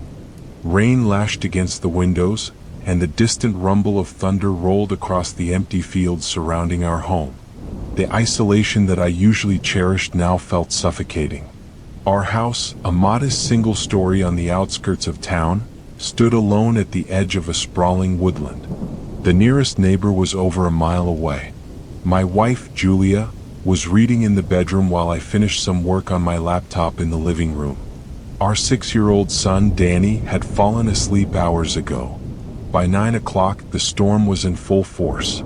The lights flickered occasionally, and the power briefly cut out before sputtering back to life. I told myself it was nothing unusual. Storms this strong always played havoc with the grid. But the wind carried with it an odd sense of unease. Around 10, I heard a strange noise coming from outside. At first, I thought it was the storm, but as I paused to listen, the sound became clearer, sharp, deliberate tapping, as though someone was knocking on the back door. I stood and made my way to the kitchen, my heart thudding dully in my chest. The back door led to a small patio that opened to the woods. Peering through the curtain, I could just make out the faint shape of the trees swaying violently in the wind. Nothing seemed out of place. I hesitated for a moment before flicking on the patio light. The bulb buzzed weakly to life, illuminating the rain-slicked patio and footprints. My breath caught in my throat. Muddy footprints trailed from the woods to the door, their edges smeared and blurred by the rain. I strained my eyes, scanning the tree line, but saw nothing. Still, the sight of those tracks chilled me. They were fresh. Someone, or something, had been out there recently. I locked the door and turned off the light, telling myself it was probably a hiker who got caught in the storm. That explanation felt thin, but it was better than the alternatives. I went to the bedroom to tell Julia, but she was already asleep, the book still open on her chest. I decided not to wake her. The hours passed slowly. The wind howled louder and the rain intensified. The occasional creaks of the house, sounds I'd normally ignore, now set my nerves on edge. I stayed in the living room, unable to relax, my eyes darting to the windows every time a shadow shifted. It was just after midnight when the power went out completely. The house plunged into darkness, and the storm seemed to grow louder, filling the void left by the hum of electricity. I grabbed a flashlight from the drawer and made my way through the house, checking that all the doors and windows were locked. When I reached Danny's room, I found him still fast asleep, curled up beneath his blankets. As I stood in his doorway, a noise stopped me cold. The sound of footsteps, slow, deliberate, and close, on the front porch. My body tensed. I gripped the flashlight tighter, my mind racing through a dozen possibilities. I moved cautiously toward the front door, my socked feet silent against the hardwood floor. I turned off the flashlight, not wanting to give myself away. The sound stopped. I reached the door and peered through the peephole. At first, I saw nothing, just the rain hammering against the porch. Then, a flash of lightning illuminated a figure. A man stood there, hunched against the storm, his face hidden beneath a dripping hood. He didn't knock or call out. He just stood there motionless. My heart pounded so hard I thought it might wake the whole house. I waited, unsure of what to do, hoping he would leave. But he didn't move. Minutes passed. The figure remained like a statue, his hooded head slightly tilted as though listening. I stepped back from the door, my mind racing. Was he stranded? Dangerous? Why wasn't he knocking or asking for help? Then I heard the tapping again.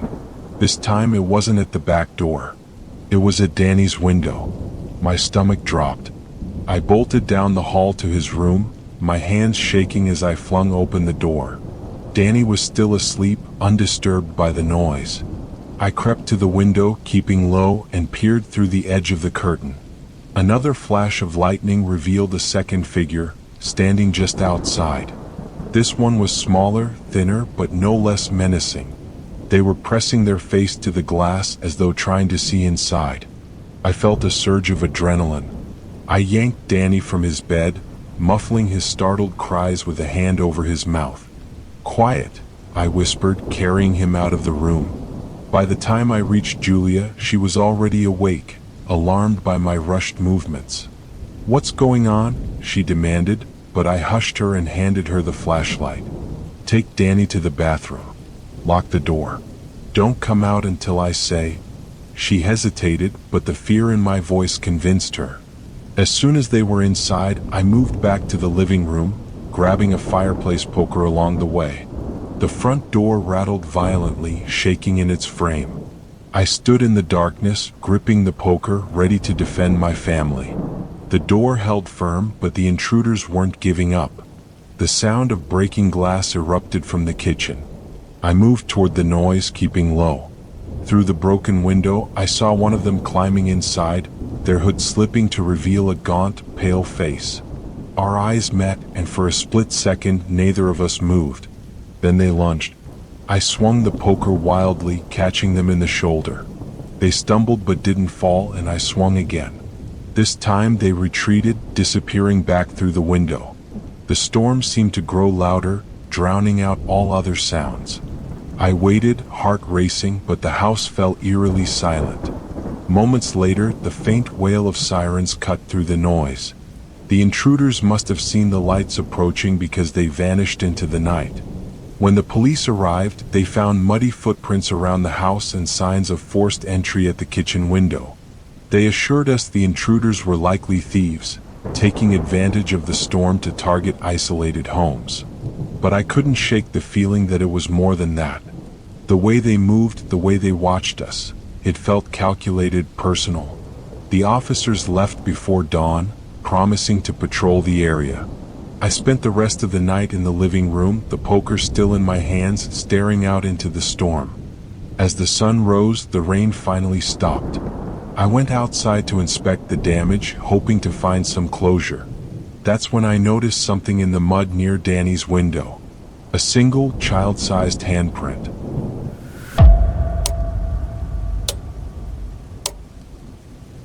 Working the graveyard shift at a gas station wasn't glamorous, but it paid the bills.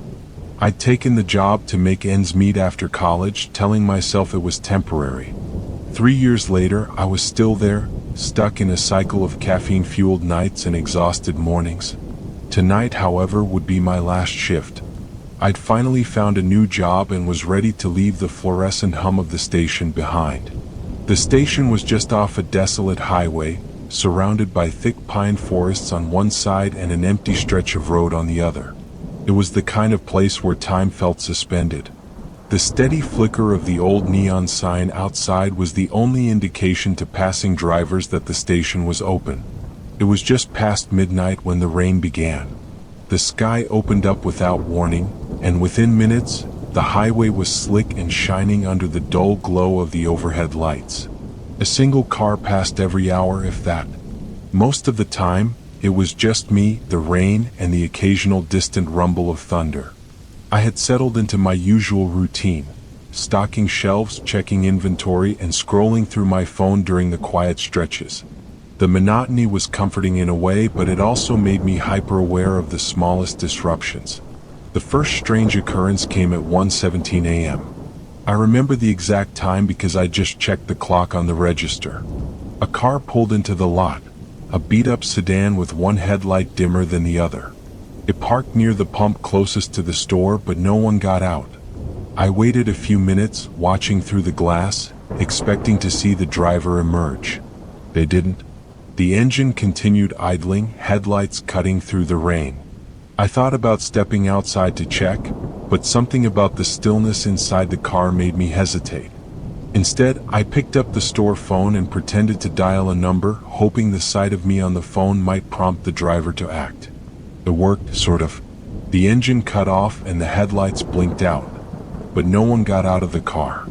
It just sat there, a dark silhouette against the rain-slicked pavement. After a few more minutes, I grabbed a flashlight and went to the door. I cracked it open, letting the sound of rain and the smell of wet asphalt spill into the store. "Need any help?" I called out, my voice wavering slightly. No response. I stepped back inside, locking the door behind me. The car didn't move.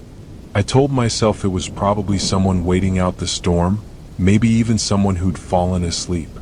Still, I couldn't shake the uneasy feeling that crept over me. At 2 a.m. the power went out.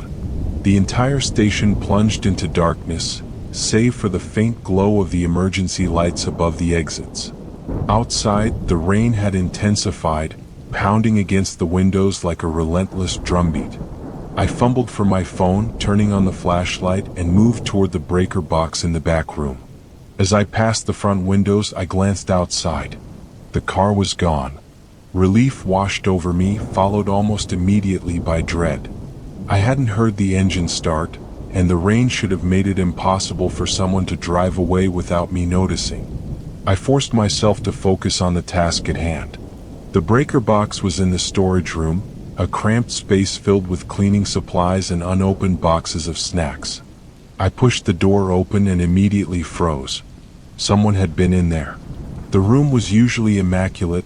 I kept it that way to avoid trouble with the manager, but now boxes were toppled, shelves were skewed, and the broom that had been propped against the wall was lying in the center of the floor. The realization hit me like a gut punch. Whoever had been in that car wasn't gone. They were inside. I backed out of the storage room, gripping my phone like a lifeline. My hands were shaking as I tried to dial 911. The call wouldn't connect. The storm had knocked out the cell signal. My heart pounded as I scanned the store. The rows of shelves and displays suddenly felt like a maze, every shadow a potential hiding place. I grabbed the heaviest thing I could find, a metal flashlight from the counter, and held it tightly. I moved carefully through the store, listening for any sound over the rain. The aisles were empty, but the unease didn't leave me. I checked the bathrooms next, finding them empty as well. For a moment, I thought I might have imagined the mess in the storage room, that the storm and my exhaustion had played tricks on me. That's when I heard it, the sound of footsteps, slow and deliberate, coming from the roof. My blood ran cold. The roof was flat, accessible only by a ladder in the back of the building. Whoever was up there had gone to some effort to get there, and they weren't in a hurry to leave. I backed toward the counter, my eyes darting between the windows and the ceiling. The emergency lights cast strange shadows that seemed to shift and move with the rain. I felt trapped, unsure whether to run or hide. The footsteps stopped. For a moment, there was only the sound of the storm. Then a loud thud, like something heavy being dropped, echoed from above. I bolted for the door, unlocking it and stepping out into the rain. The cold water soaked me instantly, but I didn't care. I needed to get to my car, parked just a few feet away. As I turned the corner of the building, I caught a glimpse of movement. A figure dressed in dark clothes, slipping off the roof and disappearing into the woods behind the station. I froze, my instincts screaming at me to run, but my body wouldn't obey. Eventually, I forced myself to move. I climbed into my car, locking the doors, and started the engine. As I pulled onto the highway, I glanced back at the station. For a split second, I thought I saw someone standing in the rain near the pumps, watching me leave. I didn't stop driving until I reached the nearest town, where I found an open diner and called the police. They searched the station but found no sign of anyone. The storage room was still in disarray, and the ladder to the roof was wet as though recently used. The officers told me it was likely a vagrant or a prankster, but their reassurances didn't help. Whoever it was had gone out of their way to terrorize me, and they had done it with a cold precision that felt anything but random. I never returned to the station after that night. Even now, years later, I still think about the figure I saw in the rain, the deliberate way they moved, the sense that they were waiting for something, or someone. I'll never know what they wanted, and that's the part that haunts me the most.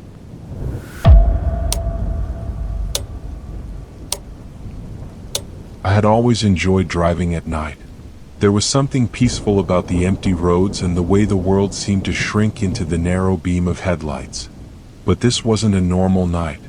The fog was thick and unrelenting, swallowing everything beyond a few feet. I was alone, driving along a winding mountain road, the headlights barely penetrating the mist. My destination was a small cabin I had rented for a weekend getaway, deep in the woods. The isolation was intentional. I had been feeling burned out at work, and the idea of disconnecting from the world for a few days was appealing. The cabin was supposed to be rustic, with no Wi-Fi or cell service, but that was the point. However, as the fog closed in around me, I started to wonder if solitude was such a good idea. The drive had been uneventful until the last turnoff onto the narrow gravel road leading to the cabin. Here, the fog grew even denser, clinging to the trees and making the headlights reflect back like a blinding wall of light. I slowed to a crawl, gripping the wheel tightly, my eyes straining to follow the barely visible road. That's when I heard it. At first, I thought it was the wind, a low, hollow sound that seemed to weave through the trees. But then it grew louder, more distinct voices, faint and overlapping, like a crowd murmuring just out of earshot. I rolled down the window slightly, trying to pinpoint the sound, but the fog muffled everything. The voices seemed to come from everywhere and nowhere all at once. I told myself it was just my imagination, a trick of the weather or the tiredness creeping in after hours of driving. I rolled the window back up and pressed on. The gravel road twisted and turned, each bend looking more like the last. It felt as though I were driving in circles, the scenery never changing. The cabin was supposed to be at the end of this road, but after 20 minutes of crawling through the fog, I still hadn't seen any sign of it. The voices returned, louder this time. They weren't coming from the trees, they were inside the car. I slammed on the brakes, my heart pounding. The voices stopped abruptly, leaving only the sound of the idling engine. My breath fogged up the windshield as I sat there, trying to collect myself. I reached for my phone even though I knew there was no signal. The screen showed no service, just as I expected. When I looked up, the road ahead was different. A figure stood in the fog, illuminated by the headlights. It was tall and unmoving, its features obscured by the dense mist. My first instinct was to call out, but my throat felt dry and no sound came. The figure didn't move or acknowledge the car. It just stood there, blocking the road. I honked the horn, hoping to scare it off or at least get some reaction. The sound echoed into the fog, but the figure remained still. The thought of turning back crossed my mind, but when I glanced in the rearview mirror, the road behind me was shrouded in the same impenetrable fog. Summoning what little courage I had left, I edged the car forward slowly, inching toward the figure. The headlights illuminated it fully now.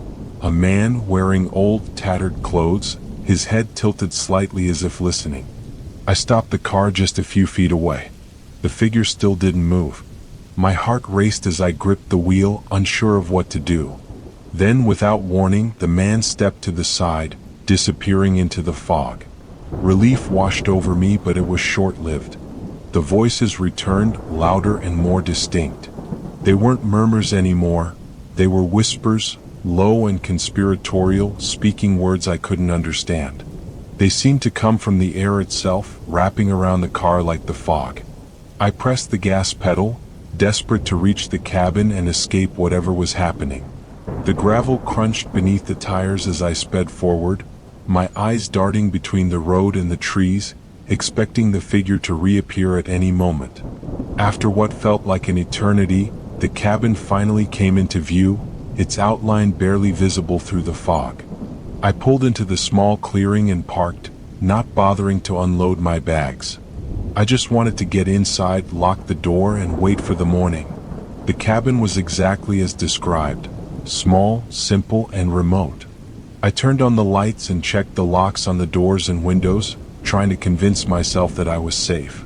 The voices seemed to have stopped, replaced by the steady patter of fog-dampened leaves falling outside. I tried to relax, but the unease lingered. I couldn't shake the feeling that I wasn't alone. I checked the windows again, staring out into the fog. For For a moment, I thought I saw movement, shadows shifting between the trees, but it could have been the wind. As the hours dragged on, exhaustion began to take its toll. I lay down on the small bed, telling myself I'd feel better in the morning. I woke to the sound of footsteps outside the cabin. They were slow and deliberate, crunching against the gravel path leading to the door. My chest tightened as I strained to listen, trying to convince myself it was just an animal. But the rhythm of the steps was unmistakably human. The doorknob rattled. I held my breath, clutching the flashlight I'd placed on the nightstand. The door didn't open, but the rattling continued, more insistent now. The whispers returned, louder than before, seeping through the walls like smoke. They were no longer words I couldn't understand, they were my name. Evan? I bolted upright, my heart hammering. The whispers came from all around me, filling the small cabin. I grabbed the flashlight and turned it on, the beam cutting through the darkness. The front door stood ajar, swaying slightly in the cold night air. Beyond it, the fog waited, dense and alive, shifting like something breathing. And just beyond the threshold, the figure stood, watching.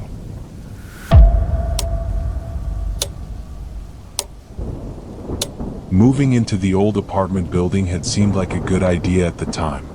It was cheap, close to work, and had just enough character to make me feel like I was living somewhere unique. The landlord had warned me that the place had its quirks, creaky floors, thin walls, and a draft that seemed to find its way into every room no matter how tightly you sealed the windows. None of that bothered me. I wanted a fresh start, and this seemed like the perfect place to get it. The first week was uneventful. I spent most of my time unpacking and rearranging furniture, getting to know the rhythms of the building. My neighbors were friendly but kept to themselves, and the street outside was quiet, especially at night. The only thing that stood out was the room at the end of the hall. It wasn't marked like the other apartments, which all had numbered plaques. This door was plain, with peeling paint and a tarnished brass doorknob. I'd assumed it was a storage closet or maybe an old maintenance room, but when I asked the landlord about it, he'd only shrugged. "Just don't worry about it," he'd said a little too quickly. "It's nothing you need to bother with." That answer stuck with me. Every time I walked past the door, I felt its presence, an almost tangible weight that made the hallway feel colder and darker. The door never opened and no sound ever came from behind it, but I couldn't shake the feeling that something about it was wrong. One night, as I was getting ready for bed, I heard it for the first time. It was faint, just a soft tapping sound, barely audible over the hum of the radiator. At first, I thought it was coming from my apartment, maybe a branch scraping against the window. But when I checked, the windows were closed and the sound was still there. It was coming from the hallway. I opened my door and stepped out, the cold air of the hallway immediately biting against my skin. The sound was louder now, a rhythmic tapping that echoed faintly off the walls. It was coming from the door at the end of the hall. I stood there for a moment, listening, my heart beating faster with each tap. It was almost hypnotic, like the ticking of a clock. I wanted to turn around to go back inside and pretend I hadn't heard it, but something drew me closer. As I approached the door, the tapping stopped. The sudden silence was deafening. I stared at the door, half expecting it to swing open, but it remained still. I reached out, my hand hovering over the doorknob before I forced myself to pull back. Whatever was behind that door, I didn't want to know. The next morning, I convinced myself it had been nothing. Maybe the old pipes were knocking, or some other mundane explanation could account for it. But the tapping continued the following night, and the night after that. Each time it seemed to grow louder, more insistent. It wasn't just tapping anymore. It sounded like scratching, as if someone or something was dragging their nails across the other side of the door. I tried to ignore it, but the sound seeped into my dreams, pulling me awake at odd hours. My once cozy apartment began to feel oppressive, the air heavy with unease. I started leaving the lights on at night, but even that didn't help. After a week of sleepless nights, I decided to confront it. It was nearly midnight when I stepped into the hallway, flashlight in hand. The building was silent except for the soft creak of the floor beneath my feet. The door at the end of the hall loomed ahead, its peeling paint seeming darker, almost wet in the dim light. The scratching was louder than ever. It sounded frantic now, like an animal trapped and desperate to get out. I reached the door and hesitated, my hand trembling as I gripped the doorknob. "Hello?" I called out, my voice shaky and thin. The scratching stopped. I waited, holding my breath, listening for any sign of movement. My mind raced with possibilities, an animal, a prank, or maybe something worse. Then, from the other side of the door, a voice. "Let me out." It was barely more than a whisper, but it froze me in place. The voice was low and distorted, like it was being filtered through static. I stumbled back, dropping the flashlight. The beam spun wildly across the walls as it hit the floor, casting jagged shadows that seemed to lurch toward me. I grabbed the flashlight and bolted back to my apartment, slamming the door behind me. For the rest of the night, I sat in the corner of my living room, clutching the flashlight, waiting for something to happen. But nothing did. The next morning, I went to the landlord, demanding answers. He looked uncomfortable, avoiding my gaze as he muttered something about the building being old and full of strange noises. When I pressed him, he finally admitted that no one had touched that room in years. "It's just a leftover from when the building was renovated," he said, but his tone was unconvincing. That night, I packed a bag. I didn't care about the lease or the deposit.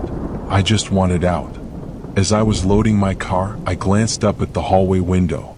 The room at the end of the hall had no windows, but I could see a shadow standing there, motionless, watching.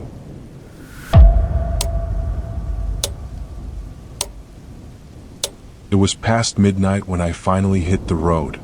The highway stretched out ahead of me, empty and silent except for the hum of my car's engine. I had just finished a grueling 12-hour shift at the hospital and was making the long drive back to my small town, 3 hours away. It was a journey I'd made countless times, but something about that night felt different. The road was cloaked in darkness, illuminated only by the dim glow of my headlights. The radio was off and I hadn't bothered with music. I was too tired to care. Outside, the trees on either side of the road formed a dense, impenetrable wall, their shadows reaching out like fingers in the pale moonlight. About an hour into the drive, I noticed something strange. A figure was standing on the shoulder of the road, just barely visible in the distance. As I got closer, the details became clearer. A man wearing a long coat and a hat, his head slightly bowed. He didn't look up as I passed, but I couldn't help glancing at him in the rearview mirror. That was my first mistake. The man was still there, standing motionless in the same spot. But as I continued down the road, the unease in my chest grew heavier. Something about him felt wrong. I tried to shake it off, chalking it up to exhaustion. It was common to see hitchhikers along these back roads, though it was odd for someone to be out this late in the middle of nowhere. I pushed the thought from my mind and focused on the drive. About 20 minutes later, I saw him again. He was standing on the side of the road in exactly the same pose as before. Long coat, hat, head bowed. It didn't make sense. There hadn't been any turns or side roads he could have taken to get ahead of me. My hands gripped the steering wheel tightly as I drove past, refusing to look in the mirror this time. The air in the car felt heavier, pressing against my chest. I rolled down the window slightly, letting the cold night air rush in, hoping it would clear my head. Then I heard it, a faint rustling sound coming from the back seat. My heart stopped. I hadn't picked anyone up, I was certain of that. I glanced into the rearview mirror, my breath catching in my throat. There was nothing there. I laughed nervously, the sound shaky and hollow in the confined space. "Just tired," I muttered to myself. Just imagining things. But the sound came again, louder this time, like fabric shifting or a faint movement against the seat. I swallowed hard, refusing to turn around. My eyes stayed glued to the road ahead, though my pulse hammered in my ears. The headlights illuminated another figure on the side of the road. My stomach dropped. It was him again. This time I couldn't ignore it. I slowed the car, my foot hovering over the brake pedal as I tried to make sense of what I was seeing. The man stood perfectly still, his face hidden in the shadow of his hat. The wind tugged at his coat, but he didn't move.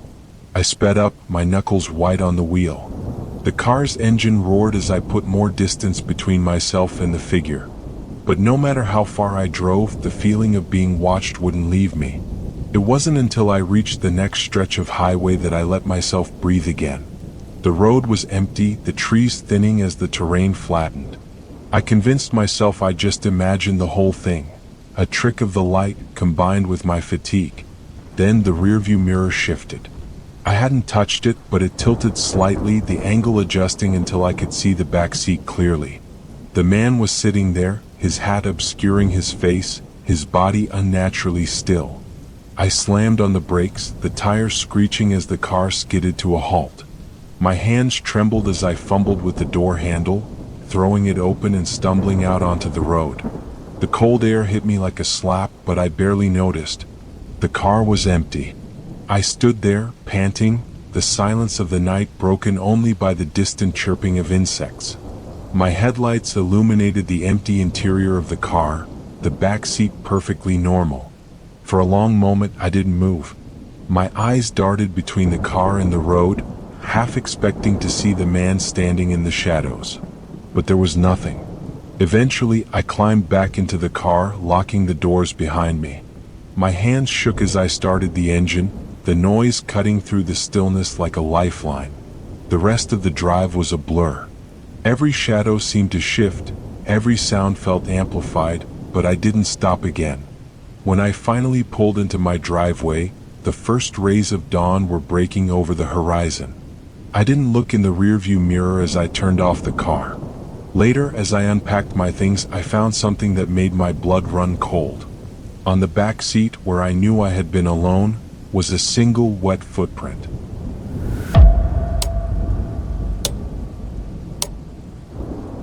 It was the kind of house you'd dream about retiring to, quaint, surrounded by trees, with a big backyard that stretched into a patch of dense forest. My wife and I had been saving for years, and when we found it, it felt like everything finally fell into place.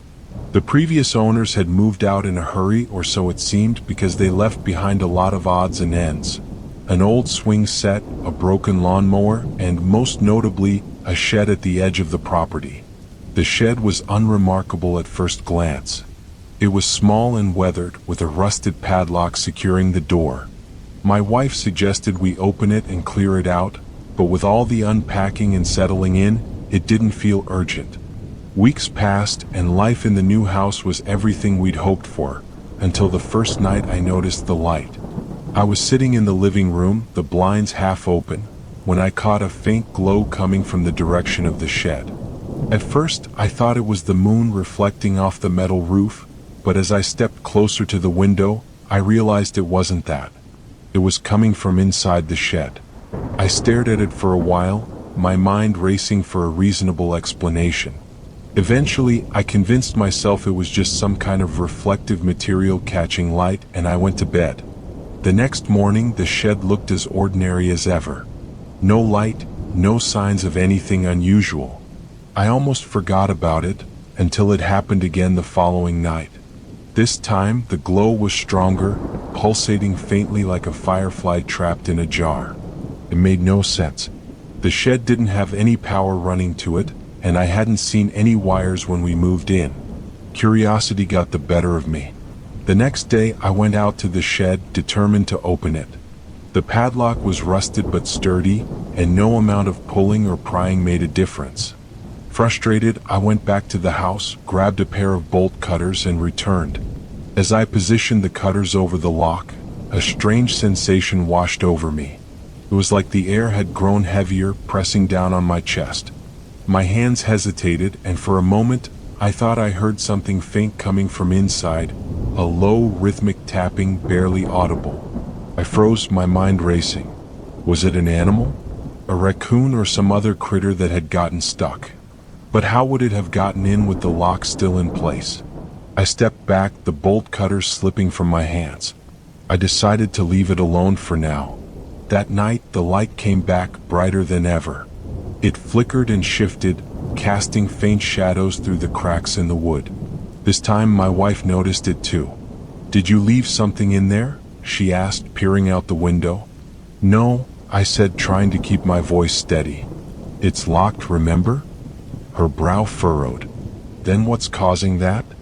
I didn't have an answer. Over the next few days, the light became a nightly occurrence, and the tapping sounds grew louder. It no longer sounded like an animal, it was too deliberate, too rhythmic. It reminded me of someone knocking, as if waiting for an answer. One night, I decided enough was enough. I grabbed a flashlight, the bolt cutters, and a crowbar and headed out to the shed. My wife stood at the back door, watching nervously. As I approached, the light inside the shed flickered, then went out completely. The tapping stopped. The air was unnaturally still, and the only sound was the crunch of my boots on the gravel. I snapped the padlock with the bolt cutters and yanked the door open. Inside, the shed was empty. No tools, no clutter, just bare wooden walls and a dirt floor. But the air was thick with a smell I couldn't quite place, something metallic and damp. And then I saw it. Carved into the back wall of the shed was a series of marks, deep, jagged scratches that formed a strange, spiraling pattern. The grooves were uneven, as if made by hand, and they pulsed faintly with a soft, otherworldly glow. I stepped closer, the beam of my flashlight trembling. The scratches seemed to twist and shift as I stared at them, like they were alive. That's when I heard it. A voice, low and guttural, whispered from somewhere behind me. "Why did you open it?" I spun around, the flashlight sweeping the empty shed. There was no one there. My breath came in short, ragged gasps as I stumbled backward, tripping over the threshold and falling onto the ground outside. The door slammed shut with a force that rattled the frame. I scrambled to my feet and ran back to the house, locking the door behind me. My wife was pale, her eyes wide with fear. "What happened?" she asked, but I couldn't find the words to explain. The next morning I went back to the shed. The door was locked again, the padlock rusted and intact as if it had never been cut. We sold the house a month later. Sometimes, late at night, I think about that spiral on the wall, the way it seemed to pulse and shift like it was alive.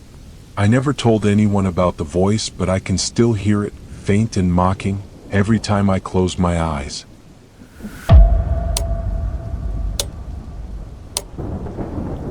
It was supposed to be a quick overnight stop. My road trip had taken longer than expected, and by the time I realized how late it was, I'd already missed the chance to book a decent hotel. That's how I ended up at the Cedar Pines Motel, a run-down one-story place just off a lonely stretch of highway. The neon sign outside flickered erratically, and the parking lot was nearly empty, save for a few scattered cars that looked like they hadn't been moved in days.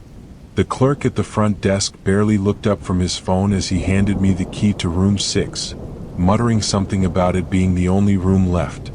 The room was exactly what I expected, small, dimly lit, and smelling faintly of mildew.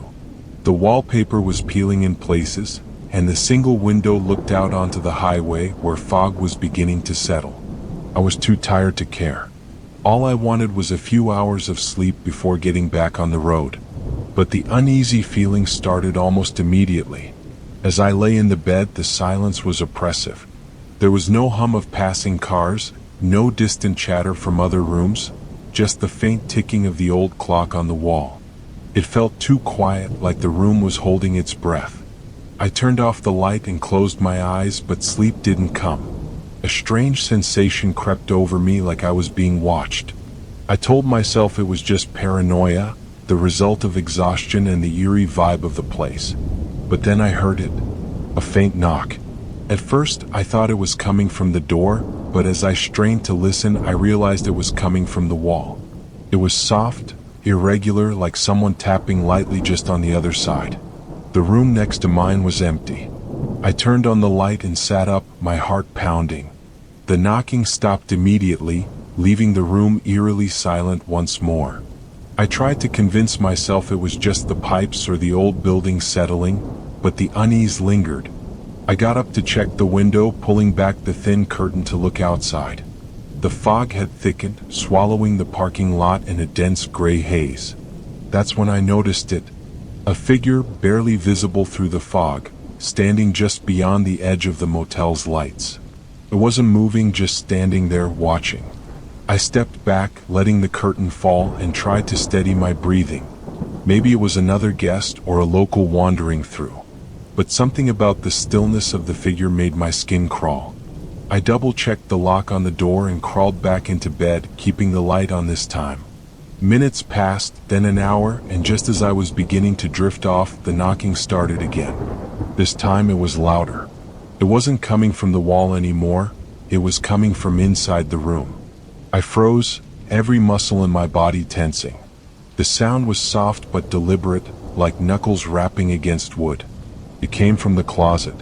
For a long moment I didn't move. My eyes stayed fixed on the closet door, half expecting it to swing open.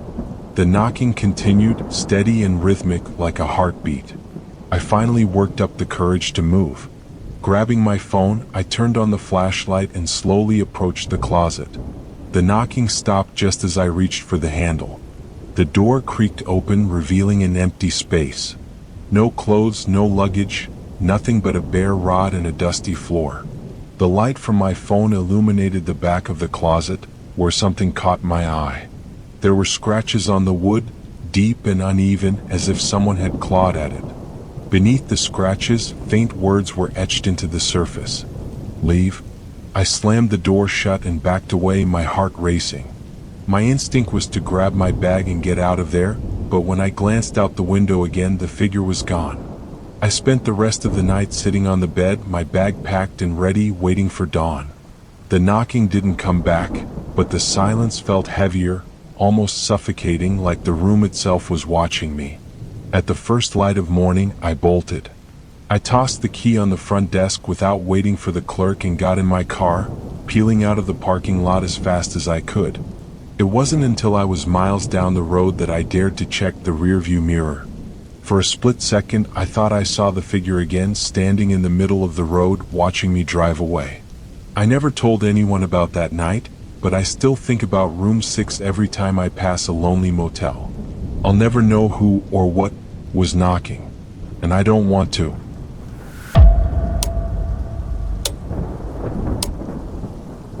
A few months ago, I decided to go on a solo camping trip to a remote national park. I wanted to escape the city's noise and immerse myself in the serenity of nature. The park was far from any towns, surrounded by dense woods and a stillness that felt both peaceful and isolating. It was exactly what I needed, or so I thought. By the time I reached the campsite, it was already dusk. I set up my tent, gathered firewood, and lit a small campfire. The crackling flames provided a comforting warmth in the cooling air. Around me, the forest was alive with subtle sounds, the occasional rustle of leaves, the distant hoot of an owl. For a while, I let the tranquility wash over me, sitting by the fire and staring into its hypnotic glow. When the fire started to die down, I crawled into my tent, zipped up the flap, and settled into my sleeping bag. The quiet of the woods was almost overwhelming, broken only by the faint chirping of crickets. I drifted off to sleep quickly, lulled by the rhythm of nature. I'm not sure what woke me, but I found myself wide awake sometime in the middle of the night. My heart was racing, though I couldn't immediately understand why. I stayed still, straining to hear anything unusual. At first, there was nothing, just the wind brushing through the trees. Then I heard it, faint, uneven footsteps crunching on the forest floor, growing louder, closer. The steps stopped just outside my tent. My breath caught in my throat. Who or what could it be? I waited, hoping it was just an animal wandering by, but deep down I knew the sound wasn't right for that. It was deliberate, cautious. My pulse thundered in my ears as I reached for my flashlight, hand trembling. Slowly I unzipped the flap just enough to peer outside. The dim light of the dying fire cast long, flickering shadows, but nothing seemed out of place. There was no one there. I scanned the ground around my tent and saw nothing. Letting out a shaky breath, I tried to convince myself it was my imagination. or perhaps a deer passing through. Still, the unease lingered as I zipped the tent closed again and lay back down. Minutes later, I heard the footsteps again. This time they circled the tent, stopping and starting intermittently. I sat up, clutching the flashlight, every muscle in my body taut. It was no longer possible to dismiss the noise as harmless. My thoughts raced. Was it another camper? But the park was deserted when I arrived. Was someone stalking me? Determined to confront the source of my fear, I unzipped the tent and stepped outside. The cold night air hit me immediately, sharp against my face. The fire had reduced to embers, and the forest around me seemed unnaturally still. My flashlight beam swept through the trees, revealing only swaying branches and empty shadows. Yet as I turned to inspect the ground near the tent, I froze. There, in the damp soil, was a single set of footprints. They weren't mine, they were larger, heavier. What chilled me the most was that the prints led directly to my tent but didn't continue anywhere else. Whoever or whatever had made them had stopped there, just inches from where I had been sleeping. My stomach churned as I backed away, my flashlight trembling in my hand. I checked the perimeter of my campsite, trying to convince myself I was alone, but the oppressive silence made my every step feel deafening. I returned to the tent, secured the zipper as tightly as I could, and sat with my back to the fabric, gripping the flashlight like a lifeline. Sleep was no longer an option. The hours crawled by, each minute stretched by the weight of my fear. At some point, the footsteps returned. They were slower this time, heavier. I held my breath, listening as they approached, and then stopped again, this time near the back of the tent. My heart pounded so loudly I was certain whoever was out there could hear it. Then came the scraping. It was faint at first, like nails dragging across the nylon of the tent. My skin crawled as I realized someone, or something, was deliberately trying to unnerve me. I pressed my hand over my mouth to stifle a gasp, the sound growing louder, more insistent. I don't know how long it lasted, but eventually the noise stopped. Silence returned, so thick it was suffocating. I didn't dare move or even breathe too loudly. My flashlight's beam began to flicker, and I cursed myself for not bringing extra batteries. In the weak light, I could make out the faint outline of the tent's walls and nothing more. When dawn finally broke, I emerged from the tent cautiously. The forest looked different in the daylight, less menacing though no less empty. I circled the tent to inspect the ground and found something I hadn't noticed before. Near the footprints was an object partially buried in the soil. I crouched down and carefully pulled it free. It was an old, rusted key. Beside it lay a piece of folded paper. With a growing sense of dread, I unfolded the note. Written in neat, almost meticulous handwriting was a single sentence: "Welcome back. Next time bring a friend." My stomach churned as I reread the words. Who had been out there? How had they gotten so close without me noticing? I packed up my campsite as quickly as I could, my eyes darting nervously to the tree-line. Every rustle of leaves, every snap of a twig, set my nerves on edge. I never returned to that park, or to any remote campsite. Even now, I can't fully explain what happened that night, but the memory lingers like a shadow, a constant reminder of how vulnerable we truly are when we're alone in the dark.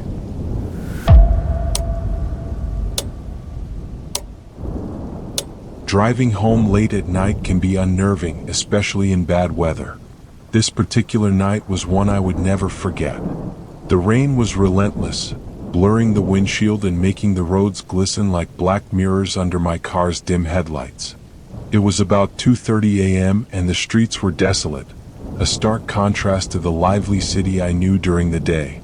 I was returning from a friend's house after helping him rearrange furniture, exhausted but eager to get home. The road stretched before me, winding and dark, bordered by dense trees that seemed to absorb the weak glow of the streetlights. As I approached an intersection, I saw a blue sedan sitting partially in the crossroads. The light on their side was green, but the car remained still. My foot hesitated on the brake as I wondered if the driver had fallen asleep or had a problem. I crept past cautiously, glancing through the rain-streaked glass to catch a glimpse of the driver, but the glare and water obscured any details. Continuing on, I checked my rearview mirror and felt a chill. The blue sedan was now behind me, its headlights bouncing off my mirrors. I tried to dismiss the thought of being followed. It was late and it was likely a coincidence. But the car's headlights grew brighter, the vehicle inching closer to my bumper. My pulse quickened. I told myself to stay calm. Maybe the driver was just in a hurry or trying to find their way. Still, their erratic behavior gnawed at me. They didn't overtake me despite stretches of clear road. Instead, they matched my speed, sticking uncomfortably close. A warning light flashed on my dashboard, a low tire pressure alert. My heart sank. The rain made it hard to pull over safely, but the car was becoming harder to control. A minute later, the tire pressure warning turned into a flat tire alert. It felt too coincidental. Pulling over wasn't just necessary, it was unavoidable. I flicked on my hazards and guided my car onto the narrow shoulder. Gravel crunched under my wheels as I came to a stop. The blue sedan rolled to a halt behind me, its headlights illuminating my car. My throat tightened as I stared at the rain-speckled rearview mirror. 3 figures emerged from the sedan, their movements confident and deliberate. My instincts screamed at me to lock the doors and stay inside, but I was frozen in shock.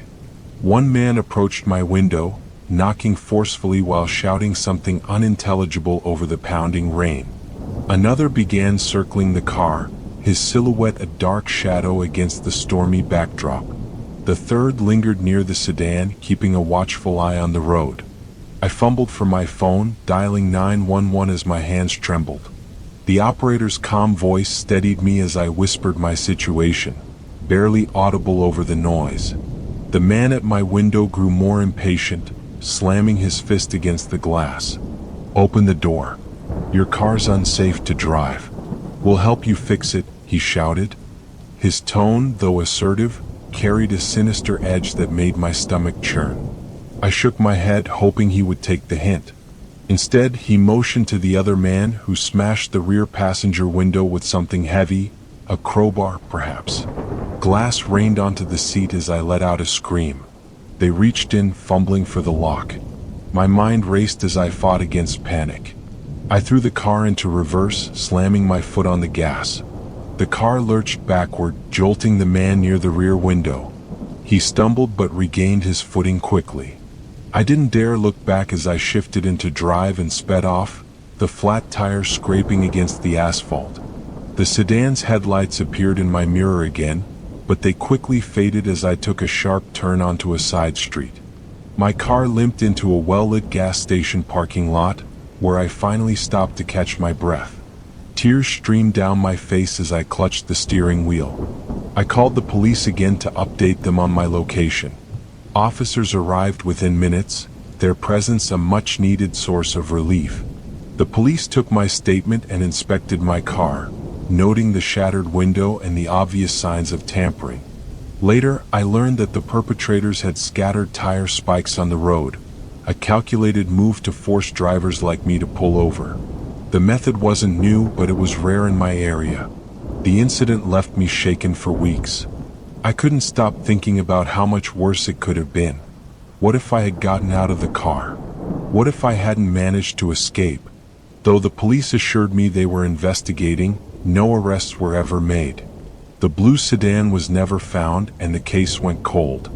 I stopped driving at night altogether, opting for safer hours whenever possible. The memory of that night is a scar on my sense of security, a grim reminder that danger can strike when you least expect it. To this day, I double-check my tires and avoid desolate roads late at night. That night taught me to trust my instincts and prioritize my safety, even if it means appearing paranoid.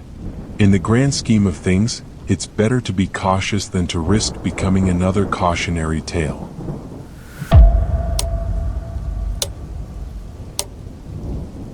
Babysitting in a remote house should have been an easy job. It usually was. My friend's daughter, Sarah, was an angel, 7 years old, polite and quiet. The house, nestled in a forested area miles from the nearest neighbor, offered a tranquil escape from the city chaos. But that night, tranquility turned into terror. Sarah's parents had asked me to watch her while they were away on a short business trip. It wasn't my first time babysitting her, so I felt comfortable. We spent the day laughing and chatting about her school friends and teachers. For dinner, we picked up burgers from a drive-thru and enjoyed them while watching her favorite animated movie. Around 9:30 p.m., it was bedtime for Sarah. I tucked her in, read her a short story, and kissed her goodnight. Then I went back downstairs, curled up on the couch, and turned on the TV. It was already dark outside, the kind of deep, impenetrable blackness you only see in rural areas. As I scrolled through channels, Sarah's voice startled me. "Who's that?" she asked, pointing toward the front door. I followed her gaze and froze. Through the small glass window on the door, I saw a tall man standing on the porch. He wasn't moving, just standing there, his face obscured by shadows. I forced a smile to reassure Sarah and told her to stay in her room. My heart raced as I approached the door. Opening it just a crack, I asked, "Can I help you?" The man leaned slightly to one side, trying to peer inside. "Just checking if someone's home," he said with a strange, slow cadence. Without waiting for a reply, he turned and walked away into the night, disappearing into the dark forest. I shut and locked the door, a creeping unease settling over me. Who wanders out here at this time of night? And why was he checking if someone was home? For the next hour, I tried to shake off the encounter. I double-checked every lock in the house and even peeked out the windows, but the man was gone. Sarah fell asleep quickly, undisturbed by the incident. I returned to the couch, trying to convince myself I was overreacting. At around 11 p.m., I heard a faint crunching sound coming from the back of the house. It was soft at first, like leaves rustling in the wind, but it grew louder, more deliberate. Muting the TV, I tiptoed to the back door and switched on the porch light. The light illuminated the wooden deck and the forest beyond. I pressed my face to the glass, squinting to see through the darkness, but there was nothing there, just trees swaying in the wind. Still, the sound persisted. My mind raced with possibilities. An animal? The man from earlier? I decided to ignore it and went back to the couch. But the unease was relentless. After a few minutes, I heard the sound again, this time accompanied by a subtle thud. My hands trembled as I reached for my phone. I was dialing 911 when a new sound made my blood run cold. The soft, deliberate click of a doorknob turning. Bolting upright, I sprinted to the back door, only to find it securely locked. I scanned the area outside, but there was still no sign of anyone. Just as I began to think I was losing my mind, Sarah screamed. I dashed upstairs to her room. She was sitting up in bed, her small body trembling. "There's someone outside my window," she whispered, pointing toward the far wall. My stomach dropped as I rushed to the window and pulled the curtain aside. For a split second, I thought I saw movement, something darting away into the shadows. But it was too quick to make out any details. I held Sarah tightly, whispering reassurances I didn't believe myself. "It's okay, sweetie. It's probably just an animal." I couldn't risk staying any longer. Wrapping Sarah in a blanket, I carried her downstairs and grabbed my keys. Just as I reached the front door, I heard a knock. It was slow and deliberate, each tap reverberating through the silent house. I froze, clutching Sarah tighter. Through the peephole, I could see the man from earlier. He was standing perfectly still, his face now visible under the porch light. His expression was blank, almost lifeless, and he was staring directly at the door. I backed away, dialing 911 again. My voice shook as I whispered the address to the operator. The man didn't move or speak. He just kept standing there, his presence a silent threat. Minutes felt like hours as I waited for the police. The man stayed rooted to the spot, unmoving. I kept Sarah close, trying to keep her calm even as my own fear threatened to overwhelm me. Finally, flashing blue and red lights illuminated the driveway. The man stepped back into the darkness, disappearing into the woods before the officers could reach him. The police searched the area but found no trace of him. They assured me they would patrol the area throughout the night and offered to escort us to my car. I drove Sarah to her grandparents' house, refusing to let her stay another minute in that house. The next day, Sarah's parents called me, horrified by what had happened. They decided to install security cameras and motion-activated lights. Despite their reassurances, I never babysat there again. Even now, whenever I hear an unexpected knock at the door, my mind goes back to that night. The memory of that man standing motionless on the porch still sends shivers down my spine.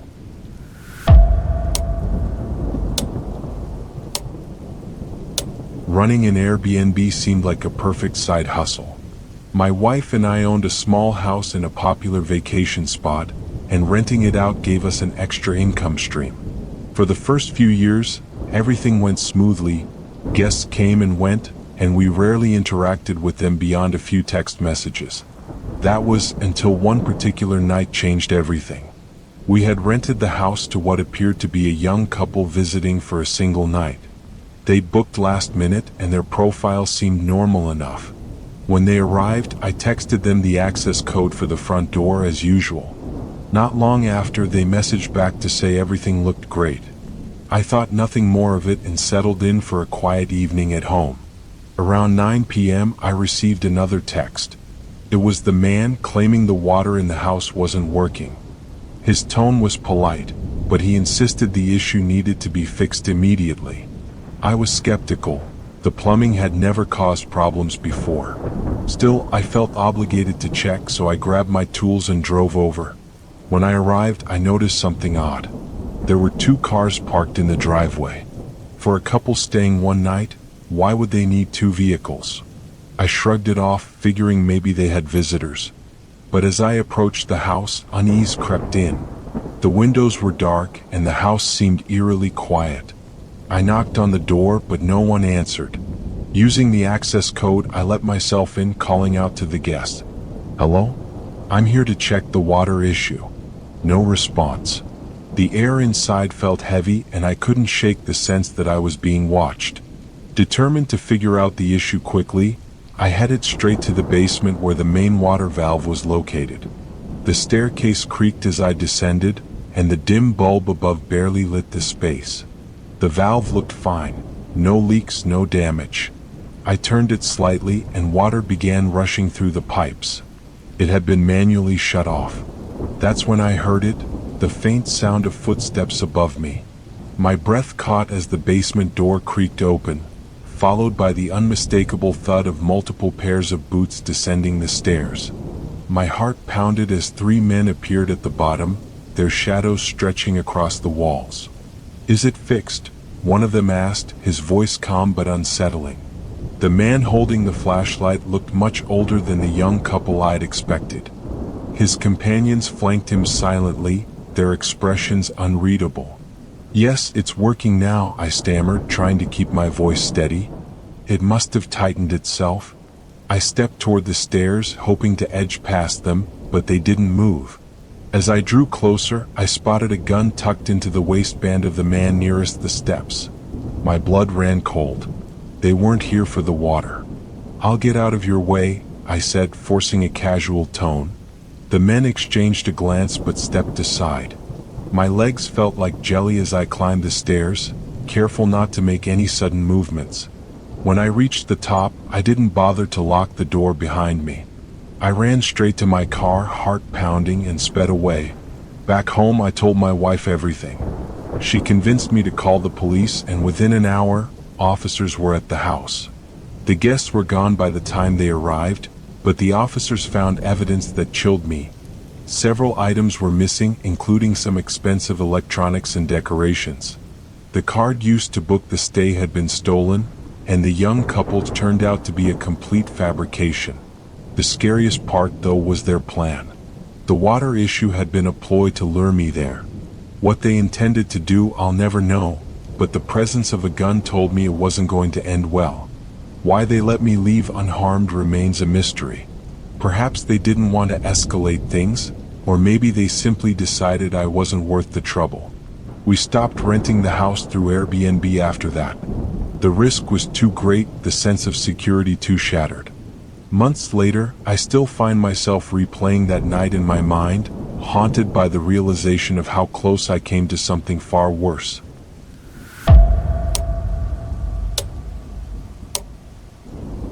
Working the night shift at a hardware store wasn't the most exciting job, but it had its perks. The store was usually quiet, giving me time to work at my own pace. I'd stock shelves, organize inventory, and sometimes listen to music through one earbud to break the monotony. This particular night, however, turned out to be anything but routine. It was just after 11 p.m. and I was alone in the store. My usual coworker was on vacation, leaving me to handle everything myself. I didn't mind. In fact, I appreciated the solitude. It meant fewer expectations. Rain poured heavily outside, the sound echoing faintly through the building's metal roof. The occasional flash of lightning illuminated the aisles for brief moments, creating an eerie atmosphere. I was in the back room, breaking down pallets of new inventory to stock the shelves. My routine was simple: load up a cart, wheel it to the aisles, and place the items where they belonged. After finishing one cart, I pushed it to the far end of the store, near the tools section, and started unpacking boxes. As I worked, I thought I heard something, a faint tapping sound coming from the front of the store. I paused, listening carefully, but the sound didn't repeat. Shrugging it off, I returned to my task, figuring it was just the wind or rain rattling the glass doors. Minutes later, the sound came again, louder this time. It wasn't random tapping, it was deliberate. I set down the box I was holding and walked cautiously toward the front of the store. Peering down the long aisle, I could just make out the entrance. The glass doors were fogged up, streaked with raindrops, but I noticed smudges, like someone had pressed their hands against the glass. I stopped in my tracks, a chill creeping up my spine. Who would be out in this weather?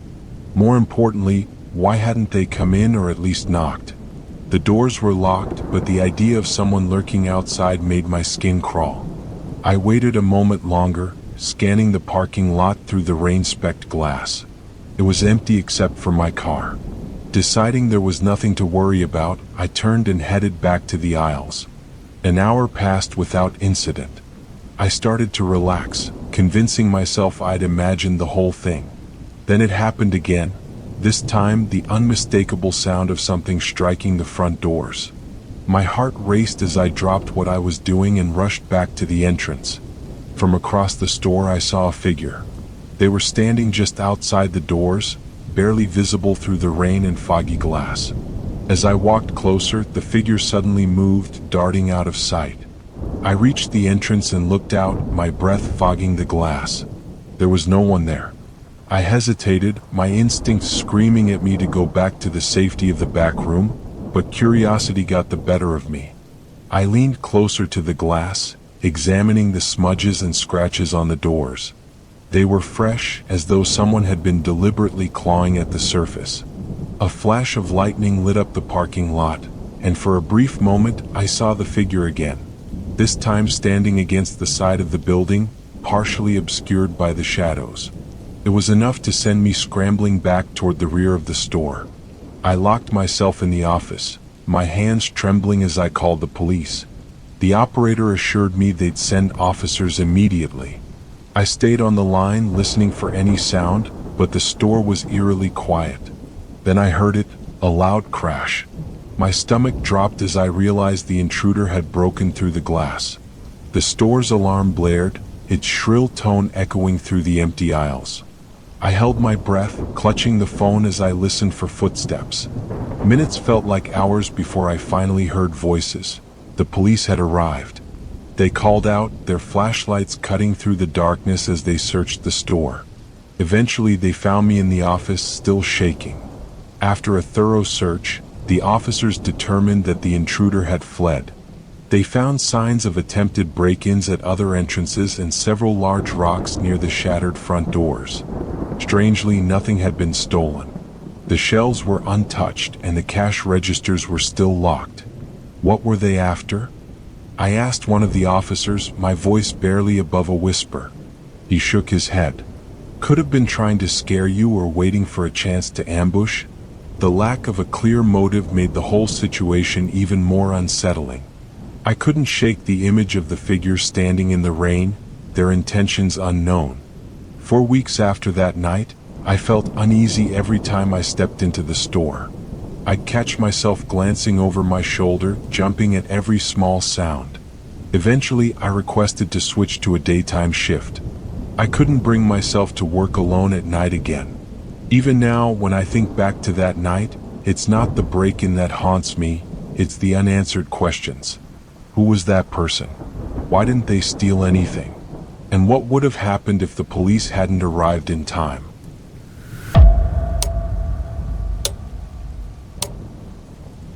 Camping was something my girlfriend and I loved doing together. Living near the Appalachian region in Virginia, we'd gone on countless trips to the mountains. It was our escape from the chaos of work and city life, a chance to disconnect and enjoy nature. But one trip left a scar on both of us, a memory we'd rather forget. It was a rainy Saturday morning when we decided to visit a trail we hadn't explored before. The reviews online described it as a quiet 3-mile hike leading to a secluded campsite. Perfect, we thought. We packed our gear, loaded the truck, and drove 45 minutes to the trailhead. The rain had picked up by the time we arrived, and the parking area was almost empty except for one car. The passenger door on the car was slightly open, rain pouring inside. We exchanged glances, wondering why anyone would leave their car like that. I walked over to close it, thinking the owner must have forgotten. The seat was already soaked, but at least no more water would get in. Feeling a bit uneasy, we grabbed our backpacks and started down the trail. The hike was more challenging than expected, with slippery mud and steep inclines. The rain showed no sign of stopping, and after 2 hours of hiking, we finally reached the campsite. The area was surrounded by trees with a clearing in the middle, where a small, weathered tent was already set up. It was clearly a one-person tent, and we assumed the other car belonged to whoever was inside. Not wanting to intrude, we picked a spot on the far edge of the clearing and set up our own tent. Once inside, we laid out our wet gear to dry and ate a quick meal. The rain created a steady drumming sound on the tent, lulling us into a false sense of calm. That's when we heard voices. I unzipped the tent slightly to peek outside. 2 men were crouching near the entrance to our tent, their faces partially obscured by rain and shadows. I flinched, startled by how close they were. They noticed me and stood up, flashing wide, unsettling smiles. "Hey there," one of them said, his voice unnervingly cheerful. "We're staying over in that tent. Just thought we'd say hi." I nodded stiffly, introducing myself and my girlfriend. The men seemed normal enough at first glance, but something about their demeanor felt off. They were wearing jeans and plain t-shirts, not exactly practical for camping in this weather, and their smiles lingered a moment too long. After some awkward small talk, they returned to their tent and I zipped ours up again. My girlfriend looked at me, her concern mirroring my own. "They don't seem like they belong out here," she whispered. I agreed. Their tent was too small for 2 people, and their lack of proper gear didn't match their claim of having camped here for days. We left our tents slightly unzipped to keep an eye on them. For the next hour, we didn't see or hear anything unusual. The men appeared to stay inside their tent, leaving us to wonder if we were overreacting. As night fell, we decided to call it a day. I zipped up the tent completely and settled into my sleeping bag. Exhaustion hit me hard and I fell asleep almost instantly. I woke up to the sound of voices again, muffled and distant. My heart pounded as I lay still, straining to listen. The voices seemed to come from just outside our tent. Quietly, I slipped out of my sleeping bag and grabbed a small knife from my backpack. My girlfriend stirred, and I motioned for her to stay quiet. The voices faded for a moment, then returned, this time behind the tent. I unzipped the tent just enough to peek outside. My stomach dropped. The 2 men were standing a few feet away, watching our tent silently. The rain had slowed, and the dim moonlight revealed their blank, expressionless faces. They didn't move or speak, as if waiting for something. "Grab your bag," I whispered to my girlfriend. "We're leaving. Now." She didn't hesitate. We threw on our rain gear, grabbed the essentials, and slipped out the back of the tent as quietly as we could. The men didn't follow immediately, but I could feel their eyes on us as we disappeared into the forest. We ran down the trail, not caring about the mud or the darkness. The adrenaline drowned out our exhaustion, and we didn't stop until we reached the truck. The other car was still there, but the passenger door was open again. We sped away and didn't stop until we reached a gas station. Shaking, we called the police and explained what had happened. They promised to investigate and advised us to stay put while officers checked the site. 2 days later, the police contacted us with chilling news. The car at the trailhead belonged to a man who had been reported missing weeks earlier. The tent at the campsite was his, but there was no trace of the two men. Footprints led away from the area, but the trail disappeared in the dense forest. The missing man was never found.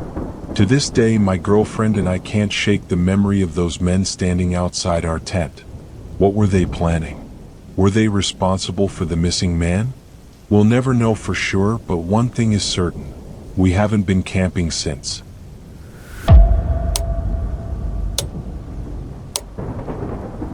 Craigslist has always been a convenient platform for selling old items I no longer needed. I never thought much about the potential risks. It was just a way to declutter and make some extra cash. That mindset changed one evening when a seemingly routine sale turned into a nightmare. I was preparing to move and wanted to get rid of some power tools I no longer used. They were still in good condition, so I listed them for $80 on Craigslist. A fair price considering their value. Within an hour, I received 2 replies. One person asked if I'd take $50, which I declined. The second reply came from someone eager to buy them at full price. The buyer said he could pick them up that evening, which worked perfectly for me. Around 4:30 p.m., I got everything ready. As a rule, I never let buyers into my house. I planned to meet him in my driveway, which was visible from the street and seemed like a safe spot. But before 5 p.m., there was an unexpected knock at my door. Through the window, I saw a man standing outside next to a red car parked in my driveway. He looked to be in his late 30s or early 40s, wearing a hoodie and jeans. Opening the door slightly, I asked who he was. "Here for the tools," he said, his tone casual but impatient. "You're early," I replied. "Can you wait in your car for a few minutes while I finish getting everything together?" He hesitated, his expression unreadable. After a moment, he nodded and walked back to his car. Something about his reluctance felt strange, but I brushed it off and gathered the tools. When I stepped outside to meet him, he was already out of the car, waiting by the driveway. I showed him the tools and plugged them into an outdoor outlet so he could test them. He seemed satisfied, nodding as he examined each piece. Then, without warning, he said, "How about $20? The abrupt lowball offer irritated me. The listing was $80, I reminded him, trying to stay polite. "I can't go that low." He didn't argue. Instead, he set the tools down, turned without a word, and drove away. Confused and slightly annoyed, I brought everything back inside, wondering why he had wasted my time. A couple of hours passed, and I had mostly forgotten about the strange interaction. That was until I glanced out my front window and noticed a familiar red car parked a few houses down. My stomach tightened. At first, I told myself it was just a coincidence. Maybe he lived nearby or was visiting someone. But as the minutes ticked by, the car remained there, empty and ominous. The unease was hard to ignore. I double-checked the locks on my doors and windows, telling myself I was overreacting. Then a knock on my door shattered the silence. Peeking through the peephole, I saw the same man standing on my porch. He called out, "Hey, I decided I'll take the tools after all. I brought the money." His voice was calm, almost friendly, but something about the situation felt off. Why had he been sitting in his car for hours, watching my house? I didn't respond, hoping he'd leave. But after a brief silence, he knocked again, louder this time. "I know you're in there," he shouted. My hands trembled as I grabbed my phone and dialed 911. The operator assured me that officers were on their way, but the minutes felt like an eternity. The knocking stopped, replaced by an eerie silence.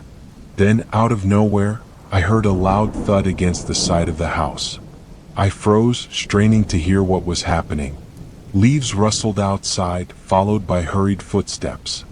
I peered through the window just in time to see the man limping toward his car. He climbed in and sped off, but before I could feel any relief, the police arrived, their flashing lights illuminating the dark street. I explained everything to the officers, from the earlier encounter to the car lingering outside. One of them noticed a pile of leaves near the side of the house and investigated further. It turned out the man had tried climbing the tree beside my house, likely aiming to reach the second-story window. He'd slipped and fallen, leaving a dent in the siding. Worse, the window he was likely targeting was unlocked. The police caught up with him a few streets away. During questioning, he admitted his intentions. He'd planned to rob me but had underestimated how cautious I would be. The officers also found a knife in his car, a chilling reminder of how much worse things could have been. I stopped using Craigslist after that night. The thought of letting a stranger anywhere near my home now fills me with dread. Even now, I double-check every lock and window before going to bed, knowing how close I came to a far more dangerous encounter. That man may have been caught, but the lingering fear remains. It's not just the thought of what could have happened. It's the realization that you can never fully know someone's intentions.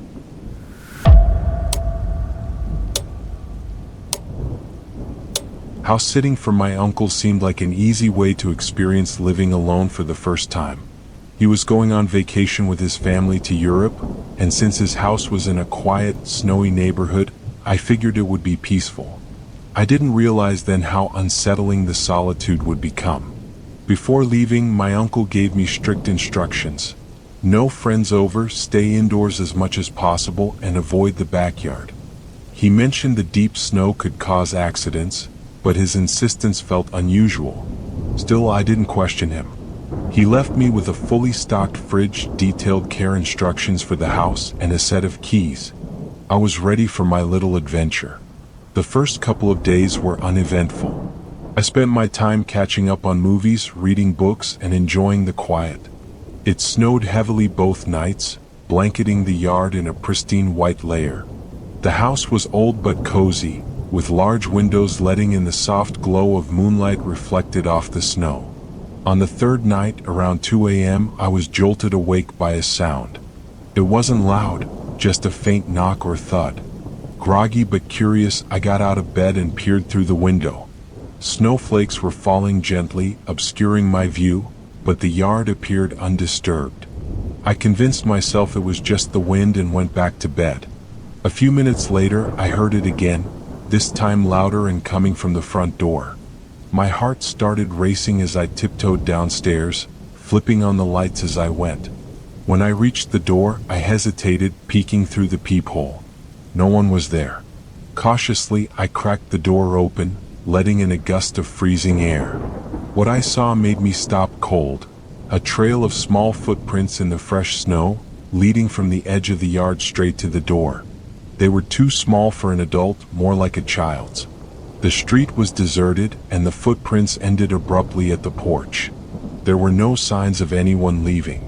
My breath fogged in the icy air as I scanned the yard again, but the trail stopped as mysteriously as it began. I shut the door quickly and locked it, my pulse pounding. The rest of the night passed in a haze of unease. I stayed awake, listening for more noises but hearing nothing. By morning, I tried to rationalize what I'd seen. Maybe a child from a neighboring house had wandered over, though it didn't explain how the footprints vanished. That evening, I settled into a routine again, but the memory of the footprints lingered. Around midnight, I heard a soft tapping sound. My stomach tightened as I realized it was coming from the back door. I hesitated before approaching, my mind racing with possibilities. Looking through the glass, I could barely make out anything through the snowstorm outside. Then, as the wind shifted, I saw it, the faint outline of a small figure standing near the edge of the yard. It looked like a child no older than 10. They were motionless, staring directly at the house. My breath caught as the wind momentarily cleared the snow, revealing the child was wearing nothing but a light sweatshirt and jeans, clothes far too thin for the freezing weather. I grabbed my phone and called 911, my voice shaking as I explained what I was seeing. The operator assured me help was on the way. When I looked back outside, the child was gone. Minutes later, the police arrived. I let them in and explained the situation, showing them the footprints outside the back door. One of the officers stayed with me while the other searched the yard, but they didn't find anyone. Then came a soft knock at the front door. My stomach dropped as one officer cautiously opened it. Standing on the porch was the same child, soaking wet and shivering. The officer brought the child inside, wrapping them in a blanket. They asked basic questions. "What's your name? Where are your parents?" But the child barely responded, staring blankly ahead.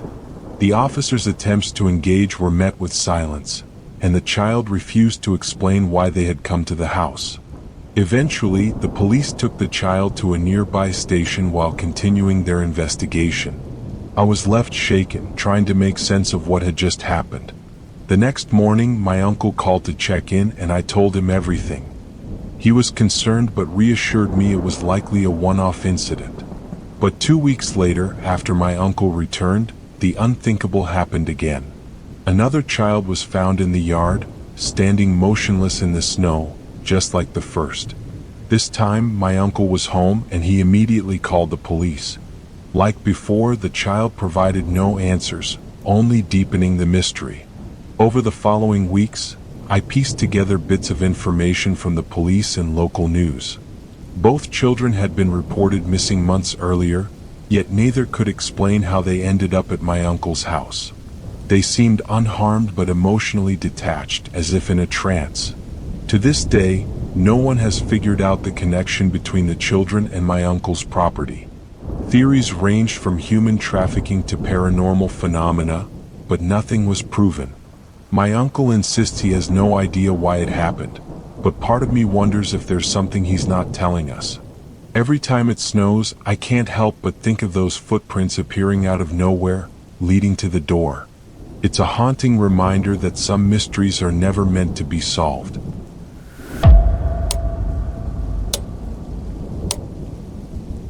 Owning an Airbnb had always been a side hustle for my wife and me.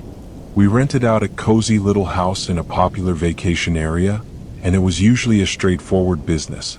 Guests would come and go, and our interactions were minimal, usually just texts about the door code or checkout instructions.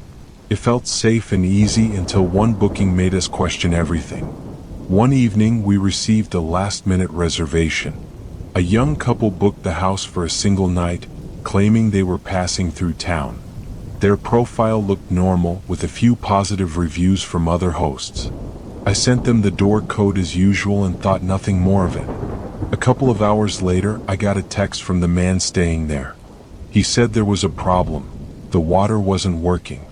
This was strange because we'd never had plumbing issues before, but I apologized and told him I'd come by to check it out. My wife was uneasy about me going alone, but I reassured her it was probably a minor problem. When I arrived at the house, the driveway caught my attention immediately. There were 2 cars parked outside. For a couple staying one night, this seemed odd. I walked up to the door and knocked, but no one answered. Using the code, I let myself in and called out, "Hello? I'm here to check the water issue." The house was quiet, eerily so. The lights were off and I couldn't hear any signs of the guests. I called out again, but there was still no response. Feeling uneasy, I decided to get straight to the point and headed for the basement where the water valve was located. The basement was dimly lit and cold. As I approached the main valve, I noticed something strange. It had been manually shut off. I turned it back on, and the familiar sound of rushing water filled the pipes. But as I stood there, a sense of dread crept over me. Then I heard it, the soft creak of the basement door opening. I froze. Heavy footsteps echoed down the wooden stairs, growing louder with each step. My heart pounded as 3 men appeared at the bottom of the staircase. They weren't the young couple I'd been expecting. All three were older, dressed in dark clothes, and their faces were unreadable. "Is it fixed?" one of them asked, his tone calm but unnerving. "Yes, it's fine now," I said, trying to sound confident. "It looks like the valve was accidentally turned off." The men didn't reply. They just stood there blocking the stairs.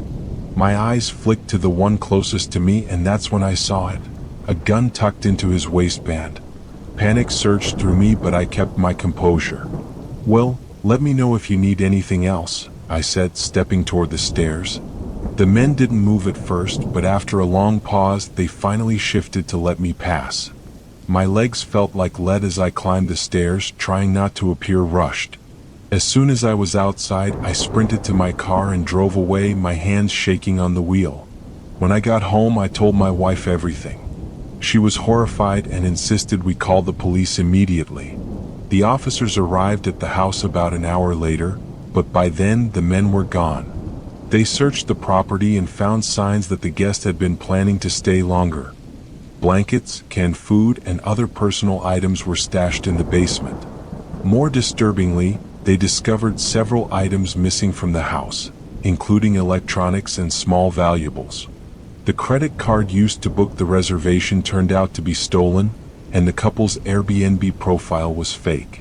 The police suspected that the water issue was a ploy to lure me to the house, but why they didn't act while I was there remains a mystery. Perhaps they didn't want to escalate things, or maybe my sudden departure threw them off. We never found out who they were or what their ultimate plan was. What we do know is that they weren't ordinary thieves. The level of preparation, the fake profile, the carefully planned excuse, suggested something more sinister. After that incident, my wife and I decided to stop renting the house through Airbnb. It wasn't worth the risk. We put the property up for traditional rental instead, hoping for a more stable and secure arrangement. Even now, I can't shake the memory of those three men standing in the basement, watching me with cold, calculating eyes. I still wonder what would have happened if I hadn't left when I did. Whatever their intentions were, I'm just glad I didn't stick around to find out.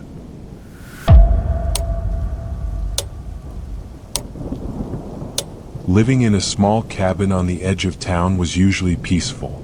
Surrounded by forest, the nearest neighbor was nearly a mile away, and the only sounds at night were the rustling trees and distant calls of wildlife. It was a lifestyle I had grown to love, until the night the storm hit. The weather forecast had warned of heavy rain and strong winds, so I spent most of the day preparing. By the time the storm arrived, the rain lashed against the windows, and the howling wind made the walls creak. I'd settled in with a book and a cup of tea, assuming the worst thing I'd face that night would be a brief power outage. I was wrong. Around 11 p.m., just as I was considering going to bed, there was a knock at the door. The sound was faint at first, almost drowned out by the storm, but it grew louder and more insistent. My first thought was that a tree branch had blown against the house, but as I approached the door, I froze.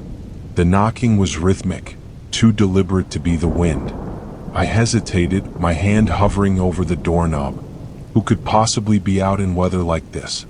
Peering through the peephole, I saw a figure standing on the porch, drenched from head to toe. They wore a dark raincoat, the hood pulled low to obscure their face. "Who is it?" I called out, keeping my voice steady. "I'm lost," the person replied. The voice was muffled by the rain and wind, but it sounded flat, emotionless. "Can I come in?" Every instinct told me to say no. Something about their tone felt wrong, mechanical, almost rehearsed. But the storm was brutal, and the idea of leaving someone out in that weather felt cruel. Against my better judgment, I cracked the door open, just enough to speak through. "You can wait on the porch," I said, keeping my hand firmly on the edge of the door. "I'll call someone to come help you." The figure didn't respond immediately. Instead, they tilted their heads slightly as if considering my offer. Then they stepped closer, their muddy boots scraping against the wooden porch. "I just need to come inside for a moment," they insisted. Before I could respond, a gust of wind blew the door wider, and I caught a glimpse of their face.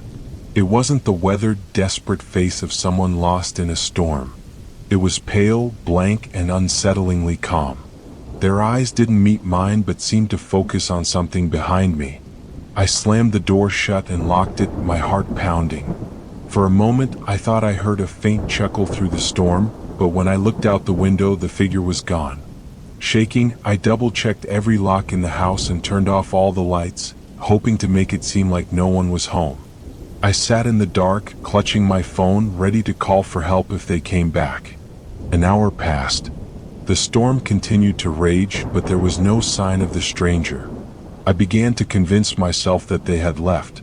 Maybe it really was just someone lost, I thought, trying to calm my nerves. Then, from the back of the house, I heard it, a faint scratching sound like nails dragging against wood. My blood ran cold as I realized it was coming from the back door. I crept toward the kitchen, where the back door was located, my footsteps barely making a sound over the storm. The scratching grew louder, more frantic as I approached. Peering around the corner, I could just make out the silhouette of someone crouching outside the door, their fingers clawing at the frame. I retreated, my breath shallow. Grabbing a heavy flashlight from the counter, I retreated to my bedroom and locked the door. My shaking hands fumbled with my phone as I dialed 911. The operator's voice was calm, but I could barely focus on her words as I described what was happening. She assured me that officers were on their way, but the nearest station was over 20 minutes from my cabin. Suddenly, the scratching stopped. The silence was worse than the noise. I strained to hear any movement, but all I could make out was the storm outside. Then the floorboards in the hallway creaked. My heart sank. They were inside. I turned off the flashlight, plunging the room into darkness. Hiding in the corner, I listened as the creaking grew closer. Each step was slow and deliberate, as if they were savoring the moment. The doorknob rattled and I held my breath. The lock held firm, but the silence that followed was unbearable. I could hear them breathing on the other side of the door. Just as I was about to scream, the sound of distant sirens cut through the storm. The intruder's footsteps retreated, and moments later, I heard the front door slam. The police arrived shortly after. They searched the house and surrounding property but found no trace of the stranger. The muddy footprints on the porch and the deep scratches on the back door were the only evidence that anyone had been there. The officers suggested it might have been a drifter or someone looking for shelter, but their reassurances did little to calm me. Whoever it was hadn't been desperate, they had been deliberate, calculated. I never spent another night alone in that cabin. Even now, years later, the sound of rain against a window brings me back to that night, to the figure standing on my porch and the relentless scratching at my door. Sometimes I wonder if they were really lost or if they had found exactly what they were looking for.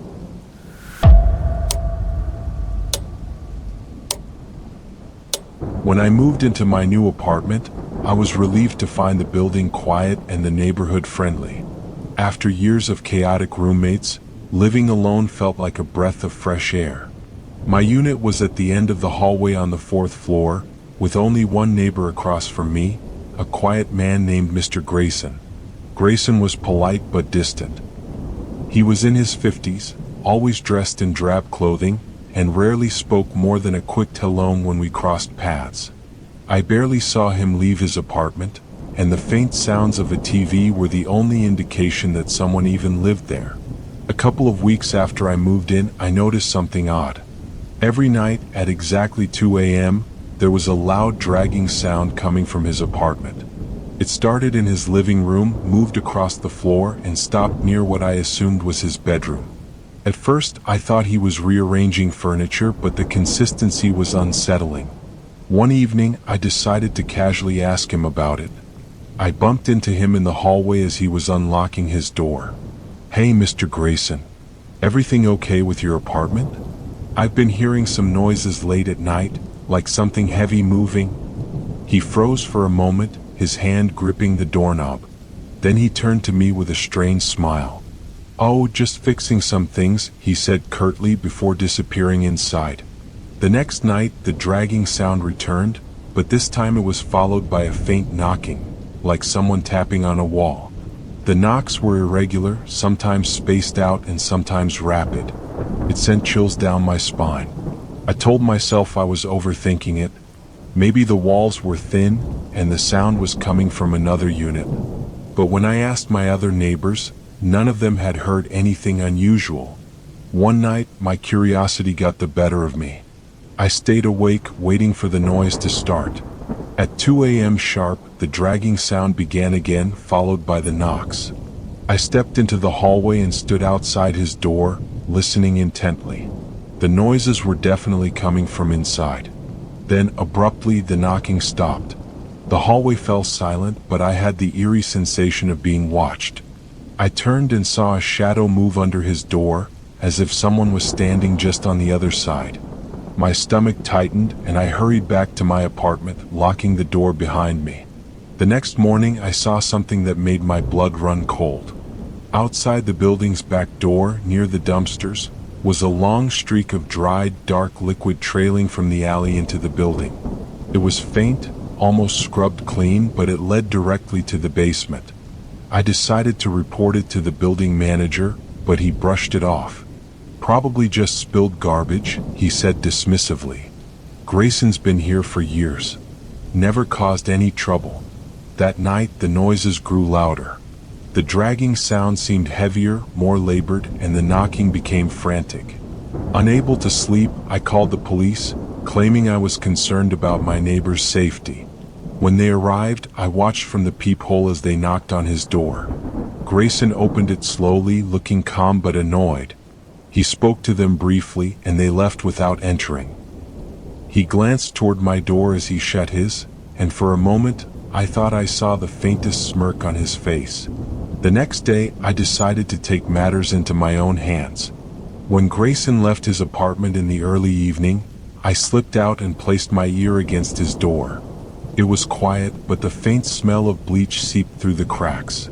I returned to my apartment, more uneasy than ever. That night, the noises didn't come. For the first time in weeks, the building was silent. But the absence of sound didn't bring relief, it made my unease grow. The next morning, as I left for work, I noticed his door was slightly ajar. I hesitated, glancing around the empty hallway. Curiosity got the better of me, and I pushed the door open. The apartment was dark and eerily neat, with no sign of the clutter I'd imagined from the noises. But the smell of bleach was overwhelming. In the middle of the living room, the carpet had been removed, exposing the bare floor beneath. A large stain, faint but unmistakable, marred the wood. I heard a sound behind me, soft footsteps. Spinning around, I saw Grayson standing in the doorway, his face unreadable. "Looking for something?" he asked, his voice cold. I thought your door was open," and I stammered, backing toward the hallway. He stepped aside, letting me leave without another word. I practically ran back to my apartment, locking the door and grabbing my phone. That was the last time I saw him. The following day, his apartment was empty, cleared out as if he'd never been there. The building manager claimed he had moved without notice, leaving no forwarding address. To this day, I don't know what Grayson was hiding, or what I narrowly avoided discovering. All I know is that the dragging sound and frantic knocks have never returned, but I still wake up at 2 a.m. listening for them just in case.